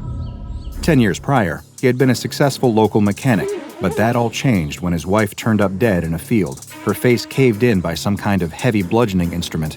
It was a brutal crime, the most horrific the town had ever seen. Reporters traveled in from all over the state to cover it, and that's when the web of secrets tied around this one tragic incident began to truly unravel. It was an open secret in town that the man and his wife weren't exactly on the fondest of terms. He was known for having affairs with women half his age. Rumor had it that his wife was tired of being betrayed and humiliated by her good-for-nothing philandering husband and was finally going to break it off. With the knowledge of his infidelity being so public, she'd take him for all he was worth in divorce court. And it wasn't long after these rumors began that she turned up dead. Soon, fingers were pointed, most of them, naturally, in the man's direction. He lawyered up and denied every charge, but in the court of public opinion, he'd already been convicted. That, however, was the only court he'd ever be convicted in. Despite the wealth of circumstantial evidence, there wasn't enough to convict him of his wife's killing. He was acquitted of all charges and went free, despite his reputation in town taking a severe dive. In the next few years, he'd marry one of his very young mistresses, and the news story would fade away back into the darkness of small-town rumors and hearsay. The murder of his wife would remain forever unsolved. With all the context in mind, the fishermen, a few locals, and the handful of police officers stare down at the dead face of the man, his soaked body sprawled out on the riverbank. A police deputy uses a gloved hand to tilt his head upward slightly, revealing the long, deep wound in his throat, carved so deep it cuts to bone. His throat had been slashed, and whoever had done it had been extremely thorough. The identity of the victim had been confirmed, as had the method of murder. Only one question remained. Who murdered him? Hours later, across town, a man wakes up alone in bed after a long, refreshing sleep. His young wife of 5 years went downstairs a few hours before to do some chores and cook breakfast, leaving him to his rest. He rubs the sleep from his eyes and yawns. It's a sunny day outside. How wonderful. And he can smell breakfast cooking downstairs. He smiles, gets up, dresses, and makes his way down the stairs at a leisurely pace. He can hear his wife humming in the kitchen. As he passes the threshold, he calls her name, and she freezes up. Her body shakes slightly. Is that fear? He doesn't understand. He steps closer. Suddenly, she turns and screams at him, like he's an intruder wearing a ski mask and holding out a knife. He tells her that it's just him, that everything is fine. He begs her to explain what's going on. Instead, she asks what he's doing in her house and threatens to call the police. He has no idea what's going on. He takes another step forward, and she reacts severely. His young wife grabs the handle of her frying pan and swings it, hitting him as sausages and hot oil fly through the air. He shrieks in a mix of pain, shock, and pure terror before running out of the room. What is happening? Has his wife lost her mind? He needs to get help immediately. He rushes out of his house, but when he reaches the street outside, he finds no safety or comfort, only confused, judgmental stares from his supposed neighbors. They all turn to look at him with the exact same expression as his wife, a look that says, "Who are you?" As he continues to run, calling for help and fighting back the pain of his oil-scalded skin, he just gets more of those same stares from everyone he encounters. They look at him like he's some kind of raving madman, not someone who'd just been the victim of a random and brutal domestic assault. And yet, back at his home, his wife is already calling the local police to tell them about the stranger who'd just broken into her house and tried to attack her. The sheriff's department deputy on the other end of the line can't believe what he's hearing. A man turns up dead in the local river, and before they can even give his wife the news, she's calling to report that a stranger had tried to attack her in her own home. Could it be any more obvious that this stranger was the one behind her husband's murder? Given that everyone knows everyone in a town like this, it stands to reason that her husband's killer and his wife's home invader must have come from out of town, perhaps a drifter or someone her husband had owed money to. Given the kind of person he was, it was no surprise that he'd burned some kind of bridge badly enough that someone out there would want him dead and act on that desire. Case closed. All that was left to do now was catch this violent madman and bring him to justice before he could hurt anyone else. What kind of justice would they give him exactly? Well, they could decide on the particulars later. As the man continues his frantic run across town, searching in vain for somebody, anybody to come to his aid, rumors begin to spread through town. After all, in a place where everyone knows everyone, people have a tendency to talk. It doesn't take long for half of the town to hear about the local man who'd been found dead in the river with his throat slashed open, that the same maniac that killed him had made an attempt on his young wife's life, and she just barely managed to fight him off, that the murderer had come in from out of town, and that now he was running through the streets, babbling like a psychopath. It doesn't take long for a consensus to form. It's clear that, if left to his own devices, this outsider will only hurt more people. Who will it be next? It could be any of them. The townsfolk feel afraid, upset, unsafe, but most of all, they feel paranoid. The shadow of the maniac seems to be lurking around every corner. If they want to keep themselves safe and avenge the death of the poor man in the river, they'll need to take justice into their own hands, or this intruder could completely upend their town's quiet life. It's the only way. They unlock their gun safes and arm themselves with shotguns, handguns, and rifles. Those without guns grab bats, hammers, and knives. Some grab shovels and pitchforks from their tool sheds. This loose maniac may be dangerous, but they have numbers on their side. Together, they'll find him and give him what he deserves. The man is still running through the streets, in pain, wondering where everyone has gone. His life is falling apart around him, and he doesn't even know why. Is this all a nightmare? Is he going insane? Before long, he can hear footsteps. People are approaching in groups, yelling, chanting. He sees a crowd turn a nearby corner and stare. Guns, knives, literal pitchforks and torches. Wide, bulging eyes and boring teeth. Someone points at him and barks, "There he is! Get him!" That's when he realizes that, for some reason, these maniacs have it in for him too. He turns tail and begins to run. He hasn't gone insane. Everyone else has. He can hear the thundering of their many footsteps chasing him. He ducks and screams as gunshots ring out, whizzing past him. Some even throw rocks. All these people. This isn't fear. This is pure, undiluted rage. They want to kill him in the street in broad daylight. He hears some of them screaming, "Murderer! Murderer will get you!" In his terrified mind, he wonders, is this what this is all about? His first wife? He'd been acquitted. It was so many years ago. Why would they all turn on him? Why now? Relief swells and washes over him when he sees a police cruiser making its way towards him from the other end of the street. They'd save him from these bloodthirsty maniacs. The car comes to a stop, and a pair of familiar police officers step out. They seem oddly calm given the situation. The man approaches, trying to plead with him through a throat racked by pain, exhaustion, and terror. The mob is hot on his heels now. He needs help. He desperately needs help. But as he tries to form the words, he gets a hard lesson in the fact that these police officers are the wrong people to come to for that. The one closest to him slides the baton out of his belt and strikes the man across the face. His face feels a sudden explosion of pain as his cheekbone shatters. Before he can even register what's going on, the other officer strikes the back of his leg with his baton, and he crumbles to the ground. The two of them begin beating him relentlessly while he begs for mercy through broken teeth, and it's not long until the rest of the mob catches up and surrounds him. With a final strike to the face, everything goes black. When he opens his eyes, it's nighttime, and he can feel something constricting his wrists and neck. Heavy ropes cut into his skin. His hands are bound, and there's a noose around his neck, the other end tied to a branch of a tree above him. His feet teeter precariously on a stool below. The rope has no slack. He's surrounded by the townspeople, all armed and staring hatefully at him. The only light comes from their burning torches. The sheriff stands at the front of the crowd, his weeping wife standing next to him. With a stony face, he dictates that, for the crime of murder, he has been found guilty and is sentenced to hang by the neck until he is dead. His eyes widen one last time in pure panic as the sheriff holds up a photo of the dead man pulled from the river. What? No, there must be some kind of terrible mistake. I didn't kill that man. I am that man. I swear, please. But before he can even form the words, his own wife steps forward and kicks out the stool from under his feet. While this story of fear, paranoia, mob mentality, and unspeakable violence may seem as sadly natural and human as breathing air, the spark that ignited this tinderbox was decidedly inhuman. This is SCP-4852, also known as Small Town Justice. First, meet SCP-3852-1. no matter what your gut feeling may be, I assure you that you do not recognize him. He's an unidentified male corpse, and also an intrinsic factor in the SCP-3852 phenomenon. There are many SCP-3852-1 instances, and all of them are physically and biologically identical. And if ever you encounter one of them, unless the SCP Foundation can intervene in time, something terrible will happen.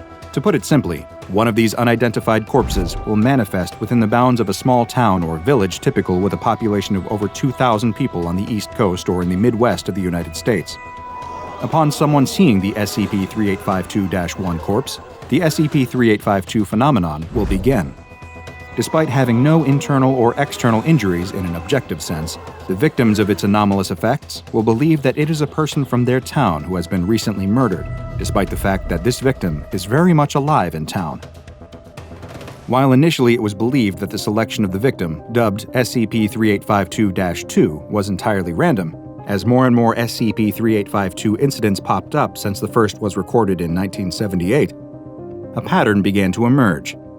It was discovered that the victims were all people who were believed to have committed some serious or repeated crimes in the past, but who were acquitted or otherwise cleared of charges. But when the phenomenon begins, a frightening switch occurs. While the body will take on the identity of the victim for a number of the township's citizens, the actual victim will become a depersonalized stranger, an outsider, someone to be looked upon with active suspicion that soon grows into paranoia and, eventually, uncontrollable rage and bloodlust. But the fury of the mob being directed at one person is one thing. A town being dragged into what seems like an outright civil war is quite another. The mob will arm themselves and go on the hunt for the accused. During the process, if anyone in town attempts to stop them, such as when individuals try to stand up on behalf of the accused, encouraging the mob to exercise caution and approach the situation rationally, as happens in many SCP-3852 events, they too will become perceived differently. It is estimated that between 11 and 27% of the affected community will not be swayed to join the vigilante group, and when they refute the accusations, they will be accused of trying to impede the course of justice. When the violence eventually breaks out, though, as it always does, they will not be spared. When the victim that started it all is finally found, they will be violently executed, at which point the townsfolk will all begin behaving normally and life will resume once more as if nothing ever happened.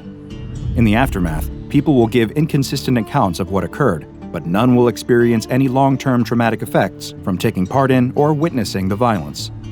Since the phenomenon was first noted back in 1978, the SCP Foundation has recorded 16 different SCP-3852 incidents, some of which have been appended to the official files for expository purposes. One such event, labeled EV-3852-07F3T, is the very first that the Foundation encountered. During this 3852 event, which occurred in a small town in Indiana, 368 people were brought under the thrall of the anomaly's effects when the SCP-3852-1 body was encountered in the town square just after sunrise and was identified as belonging to a 28-year-old local unemployed man named Glenn. It didn't take long for the citizens to turn on the still-living Glenn, causing the poor young man to try and flee from the hundreds of people baying for his blood. He was eventually overtaken by the townsfolk while trying to cross a river and escape from the town. He was pulled from the river and beaten viciously. He was then dragged back into the town square and hanged for his perceived crime of murdering himself. The SCP Foundation managed to recover the anomalous SCP-3852-1 corpse before questioning the remaining townsfolk and administering amnestics. An even worse event occurred 18 years later in Ohio, recorded as EV-3852-15C1K. This time, 572 people were affected by SCP-3852 when the body of a controversial local man named Hector was discovered in a nearby schoolyard. Hector was a former factory worker until he was involved in a drunk driving incident which resulted in another driver dying and left Hector paralyzed from the waist down. When the body was found, suspicion of course immediately fell upon the real Hector for the crime. When roughly 23% of the community objected to these accusations, they also became targets of the violent mob intent on taking Hector's life out of their twisted sense of justice. When later interviewing one of the mob's ringleaders, a 52-year-old named Matthew Escott, the Foundation discovered that neither him nor any of the other mob members noticed the strange coincidence that Hector's killer was also a paraplegic man of about the same size and build as Hector. As predicted, Nobody involved seemed to carry any guilt or even full awareness of what they'd carried out in pursuit of justice. Hector and those who were attempting to defend him were chased into an abandoned barn on the edge of town for a final standoff. The mob dragged out Hector and his defenders and brutally murdered them all. MTF Epsilon 6, also known as the Village Idiots, a group specializing in small-town anomalies, was called in to retrieve the SCP-3852-1 body and clean up the mess in the aftermath. Incidentally, a video of the carnage was somehow leaked onto the video-sharing website YouTube some years later, causing a containment fiasco for the Foundation. The investigation into the cameraman who filmed and presumably uploaded the video is ongoing, and any information you may have into their identity should be reported to the nearest Foundation agent so that they can be properly debriefed. SCP-3852 is an incredibly insidious anomaly, because even in the most desirable scenario possible, at least one person is doomed to die. In order for the town to be pacified and released from the anomalous effects of SCP-3852, the victim designated SCP-3852-2 must be neutralized. There simply appears to be no other way. When the Village Idiots are dispatched to a town in the thrall of SCP-3852, they are under strict instructions to execute the SCP-3852-2 individual as quickly as possible and distribute amnestics in order to avoid any additional or unnecessary bloodshed before collecting the SCP-3852-1 body and bringing it back for containment with the others at a secure Foundation site. Naturally, the SCP Foundation remains on the lookout for strange, hostile activity arising in small towns, for fear that it could be another SCP-3852 incident unfolding. There is no way of predicting where the anomaly will strike next, given that anywhere with a population over 2,000 on the East Coast or in the Midwest is vulnerable to its influence. As such, it has been given the Keter class to reflect the challenges it poses to reliable containment. The fact that SCP-3852 seems to attack people with some prior history of accused crime does nothing to narrow down this roster either. After all, every small town, no matter how idyllic, holds dark secrets.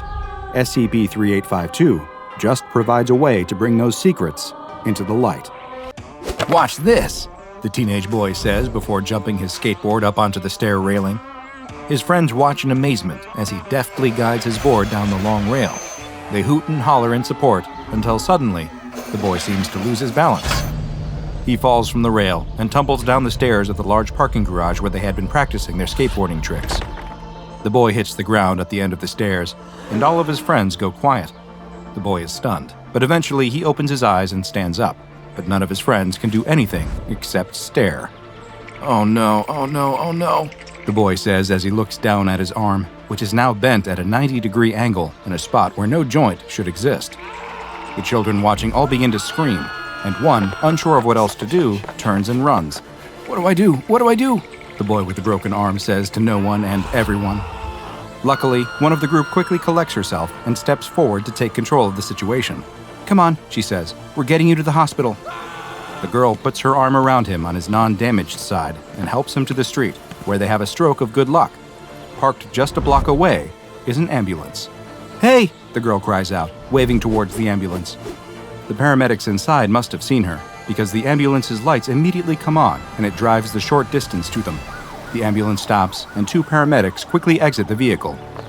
The paramedics don't even need to ask what happened. They can obviously see from the unnatural angle of the boy's arm that he needs immediate medical attention, and they quickly place him into the back of the ambulance.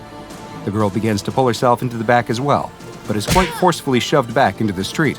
"Patients only," is the sole response from the paramedic who pushed her before he slams the door shut. The girl gets a brief look at her friend's frightened face through the back window as the ambulance speeds away. Several days later, the children are sitting outside of the same parking structure, but none of them are in any mood to skate. All they can think about is their missing friend. Neither the boy's parents nor the police have any idea what happened to him or where he went. There's no records at any of the local hospitals of him ever being brought there, nor does there seem to be any evidence of this particular ambulance having existed at all. No one even seems to believe the children that he got into an ambulance. The whole story just seems too far-fetched and outlandish, but the children know what they saw. As they discuss the events for the 100th or perhaps 1,000th time, one of the smallest of the group suddenly stands up and points. "There it is!" The rest of the group looks in the direction he's motioning and sees the same thing. It's the ambulance. None of them know what to do as the vehicle flies past them, this time with no lights on, and comes to a stop a block away from where they first spotted it. They watch as the two paramedics exit the vehicle and go around to the back. It's hard to see from this distance, but it looks as though they took something out of the rear of the ambulance, something that requires both of them to lift before dropping it on the sidewalk behind some trash cans.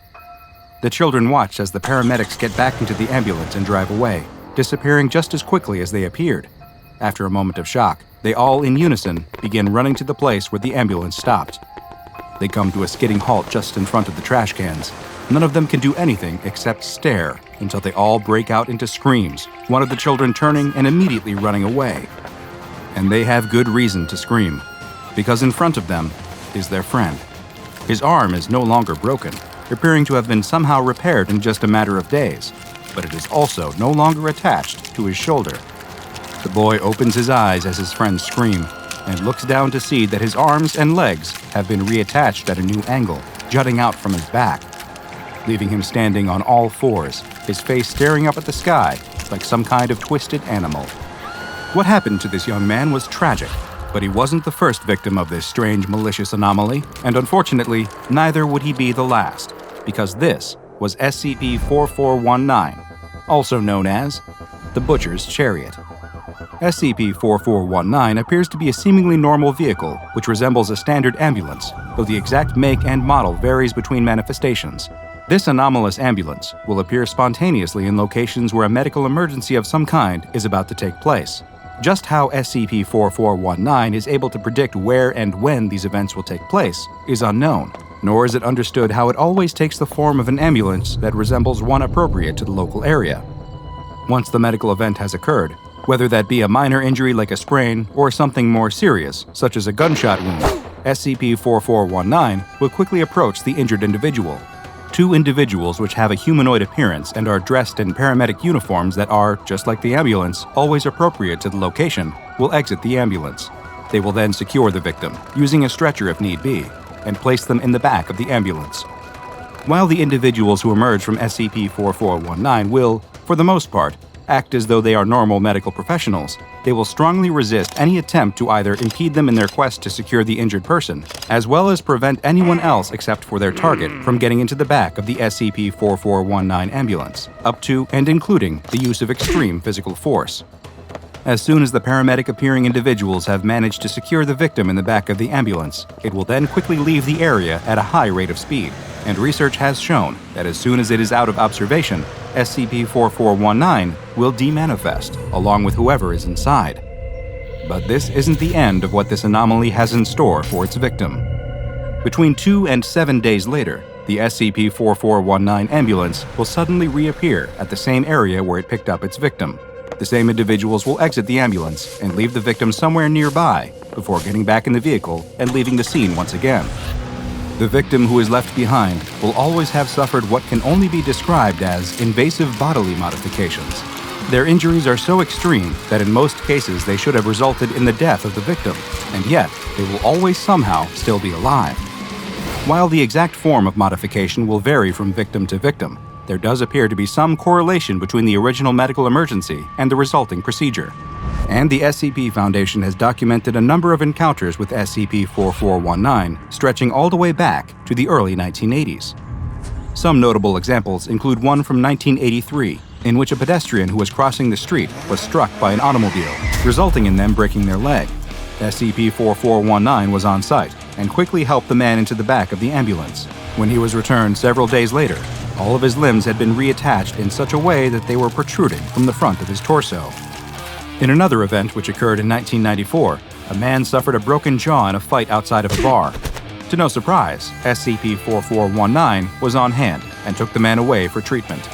When he was next seen, his jaw had been permanently forced open, and a glass window had been installed in the back of his throat, which permitted direct viewing of his heart, which had also been moved to the back of the throat. Unfortunately, there was no way to reverse this procedure, and the man had to be euthanized. In 2003, a husband and wife were in a car accident where they each sustained multiple broken bones.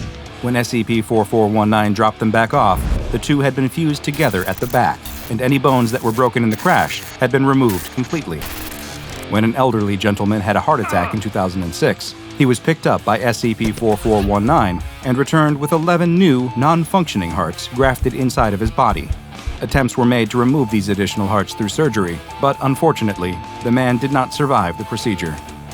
In 2008, a structure fire resulted in 19 people suffering extreme burns. 7 more injuries came when a crowd attempted to stop the SCP-4419 paramedics from placing all of the victims in the back of the ambulance, but they were unsuccessful in preventing them from leaving the scene with them. When the group of victims was finally returned, it was as a single organism, a large solitary mass which twitches and shivers when physical contact is applied. No method for euthanizing this organism has been able to be found, and currently they are stored inside of a tank at Site-31. In perhaps the strangest sighting of SCP-4419, a U.S. private was wounded while on patrol in Afghanistan, and a military medical evacuation vehicle arrived to evacuate him. Suspicious about the vehicle's sudden appearance and the forceful conduct of the medical staff, the private's fellow soldiers ended up opening fire on the vehicle. They reported seeing a viscous black fluid leaking from the vehicle's surface, but they were unable to stop it from taking the injured private. In a deviation from its normal behavior, the victim was not returned to the same place, and instead appeared in the barracks the next day. The victim had been broken down into a thin paste and was spread across the walls. Agents were dispatched to secure what was left of the man, and they reported finding a still intact eyeball that dilated when they approached. The collected viscera has been labeled as remains and placed in storage, but it is currently unknown whether or not the victim has truly expired. Due to the danger SCP-4419 presents to anyone who suffers an injury, as well as its ability to appear virtually anywhere on the planet, it has been classified as Keter. Containment efforts at this point are largely focused on maintaining information control and post-manifestation cleanup, as opposed to any attempts at physical confinement. Anyone who witnesses an SCP-4419 manifestation is to be administered amnestics, and victims are to be treated in order to restore them to their original physical state as much as possible, or euthanized when no viable medical treatments are available, with a cover story constructed in order to explain their death. SCP-4419 is one of the most cruel and sadistic anomalies in the SCP Foundation's database, ranking right up there with SCP-106, the Old Man. Hopefully one day we will find a means to contain this brutal so-called medical vehicle, but until then, be careful if you suffer an injury and an ambulance is suddenly on hand. You might come back changed in ways you never thought possible. A satellite floats in the cold depths of space above our pale blue dot. It positions its targeting array down at a point thousands of miles below and fires. Clack, clack, clack. A tired-looking man sitting in a coffee shop types away on his computer, taking advantage of the free Wi-Fi to send off yet another job application. Nearby, a barista is writing down orders while a businessman takes a call between quiet sips of his mocha. A teenage girl texts her friend, giggling occasionally. An old man chews his bagel just a little too loudly for comfort. Nothing appears all that out of the ordinary, until the blast hits. Intensity level 25. The job seeker notices a faint whisper in his ear. It startles him, and he turns to look around the coffee shop, but he can't spot who was whispering to him. How odd. He turns back to his keyboard and carries on typing, but a strange feeling hangs over him. This pervasive sense that something is very wrong. His eyes turn to the businessman, and he notices something. His phone is gone, but he's still loudly talking to someone who isn't there. The barista is smiling as she seems to note down orders, but in her notebook, she's scrawling the words, "getting closer," again and again and again, and she doesn't have any idea why. The teenage girl, with shifty, furtive eyes, texts her friend a message saying, "This is gonna sound crazy, but I feel like someone's watching me." As the job seeker tries in vain to fight the feelings of unease, he keeps hearing the old man chewing, loud, incessant, cow-like chewing. It's really beginning to get on his nerves. Suddenly, the thought crosses his mind that he'd actually like to kill this man. He'd like to squeeze his throat and break his jaw so that he could never chew like that again. The sudden appearance of this alien thought frightens him, and it's about to get so much worse. Intensity level 35. The job seeker starts to wonder if there's any point to this. He suspected that he'd been fired from his last job because nobody liked him. Did he really think he had a chance at getting this one? Really? What a stupid pipe dream. He's bombarded by thoughts like these that make typing more and more difficult. He notices that his hands are shaking. The chewing behind him is still so loud. He can't turn around. He knows on some level that if he does, he'll say something to the old man that he can't take back. The barista stares off into the distance, a haunted, contemplative look in her eye. The businessman gazes into his mocha like a crystal ball. The teenage girl begins to weep. The job seeker looks up when he notices something strange is happening outside. A middle-aged woman walking her dog suddenly clutches her chest like she's having a heart attack. She bends over and breathes deeply. Her dog barks at nothing, enraged by some invisible force that's all around them. Intensity level 50. Something's wrong. The voice in the job seeker's head is no longer a whisper. It's hissing and barking cruel words at him like useless, worthless, lazy, disgusting. Each one boring into his head like a power drill. But far more frightening than the voices themselves is the fact that he believes every single thing they're saying. He's lulled into a trance by their venomous rhythm. The only thing louder is that unending chewing. The waitress calmly walks back to the counter. She picks up a jug of blistering hot coffee and begins to swig directly from it. She can feel it sizzling in her mouth, and she couldn't care less. The businessman begins an intense screaming match with somebody who isn't there, snarling and practically foaming at the mouth. The job seeker can't take that chewing anymore. He turns to the old man, ready to unload on him, but when he opens his mouth to speak, nothing comes out.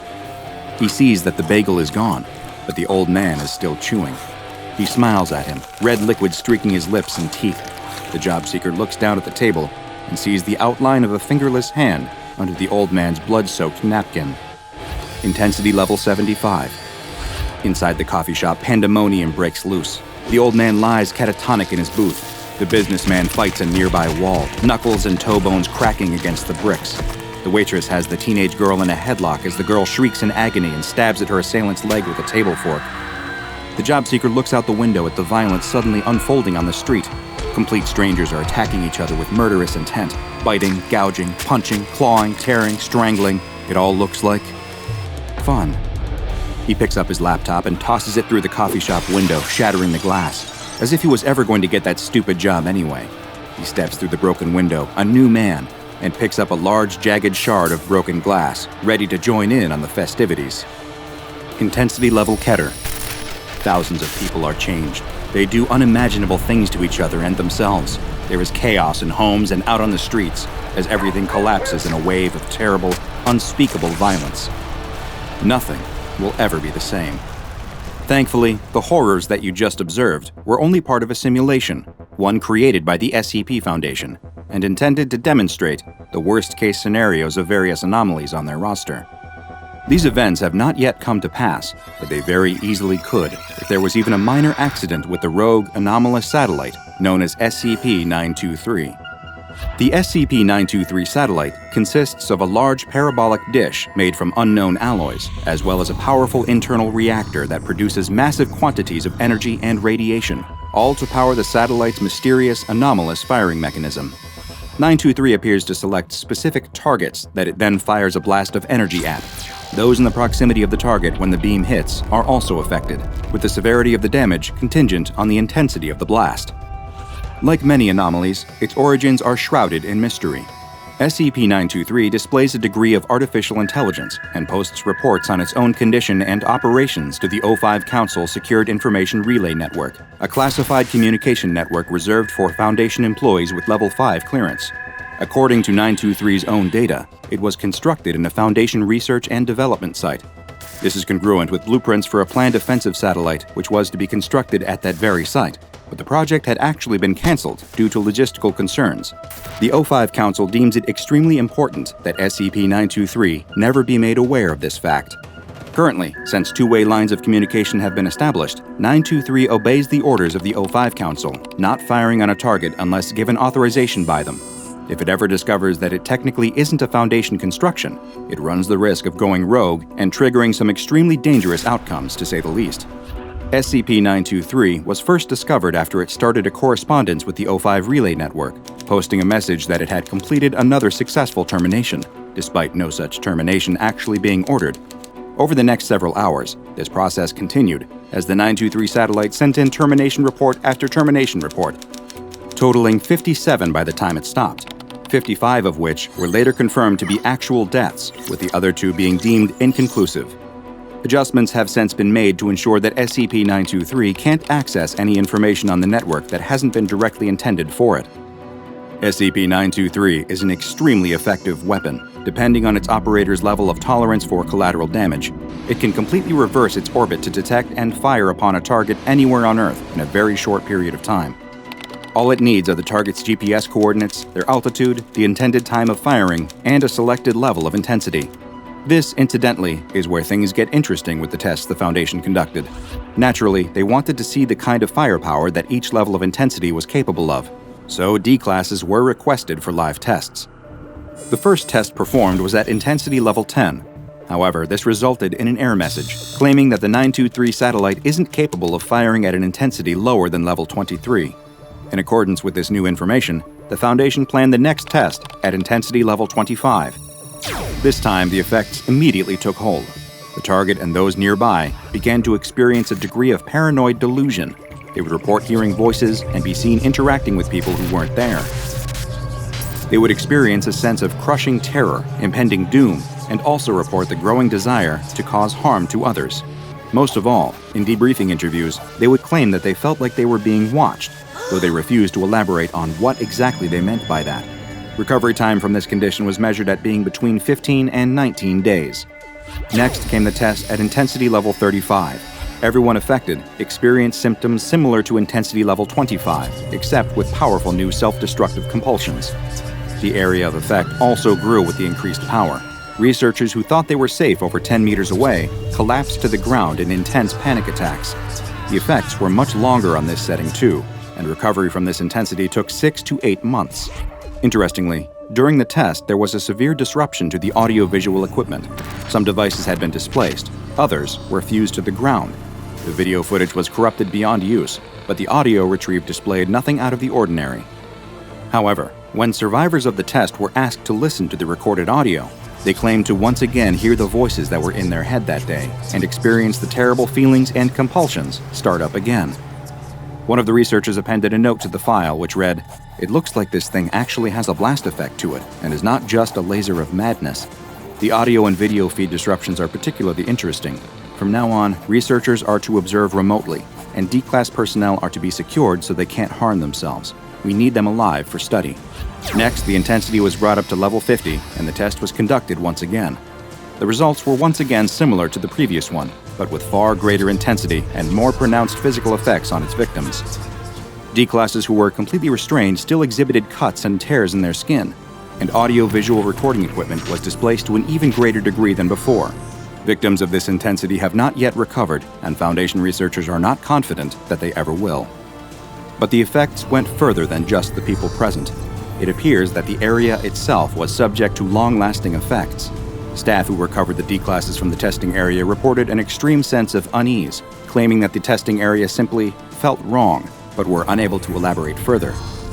In spite of this, the tests continued to increase in intensity. Next, the level was increased to 75, and this is when things truly began to go off the rails.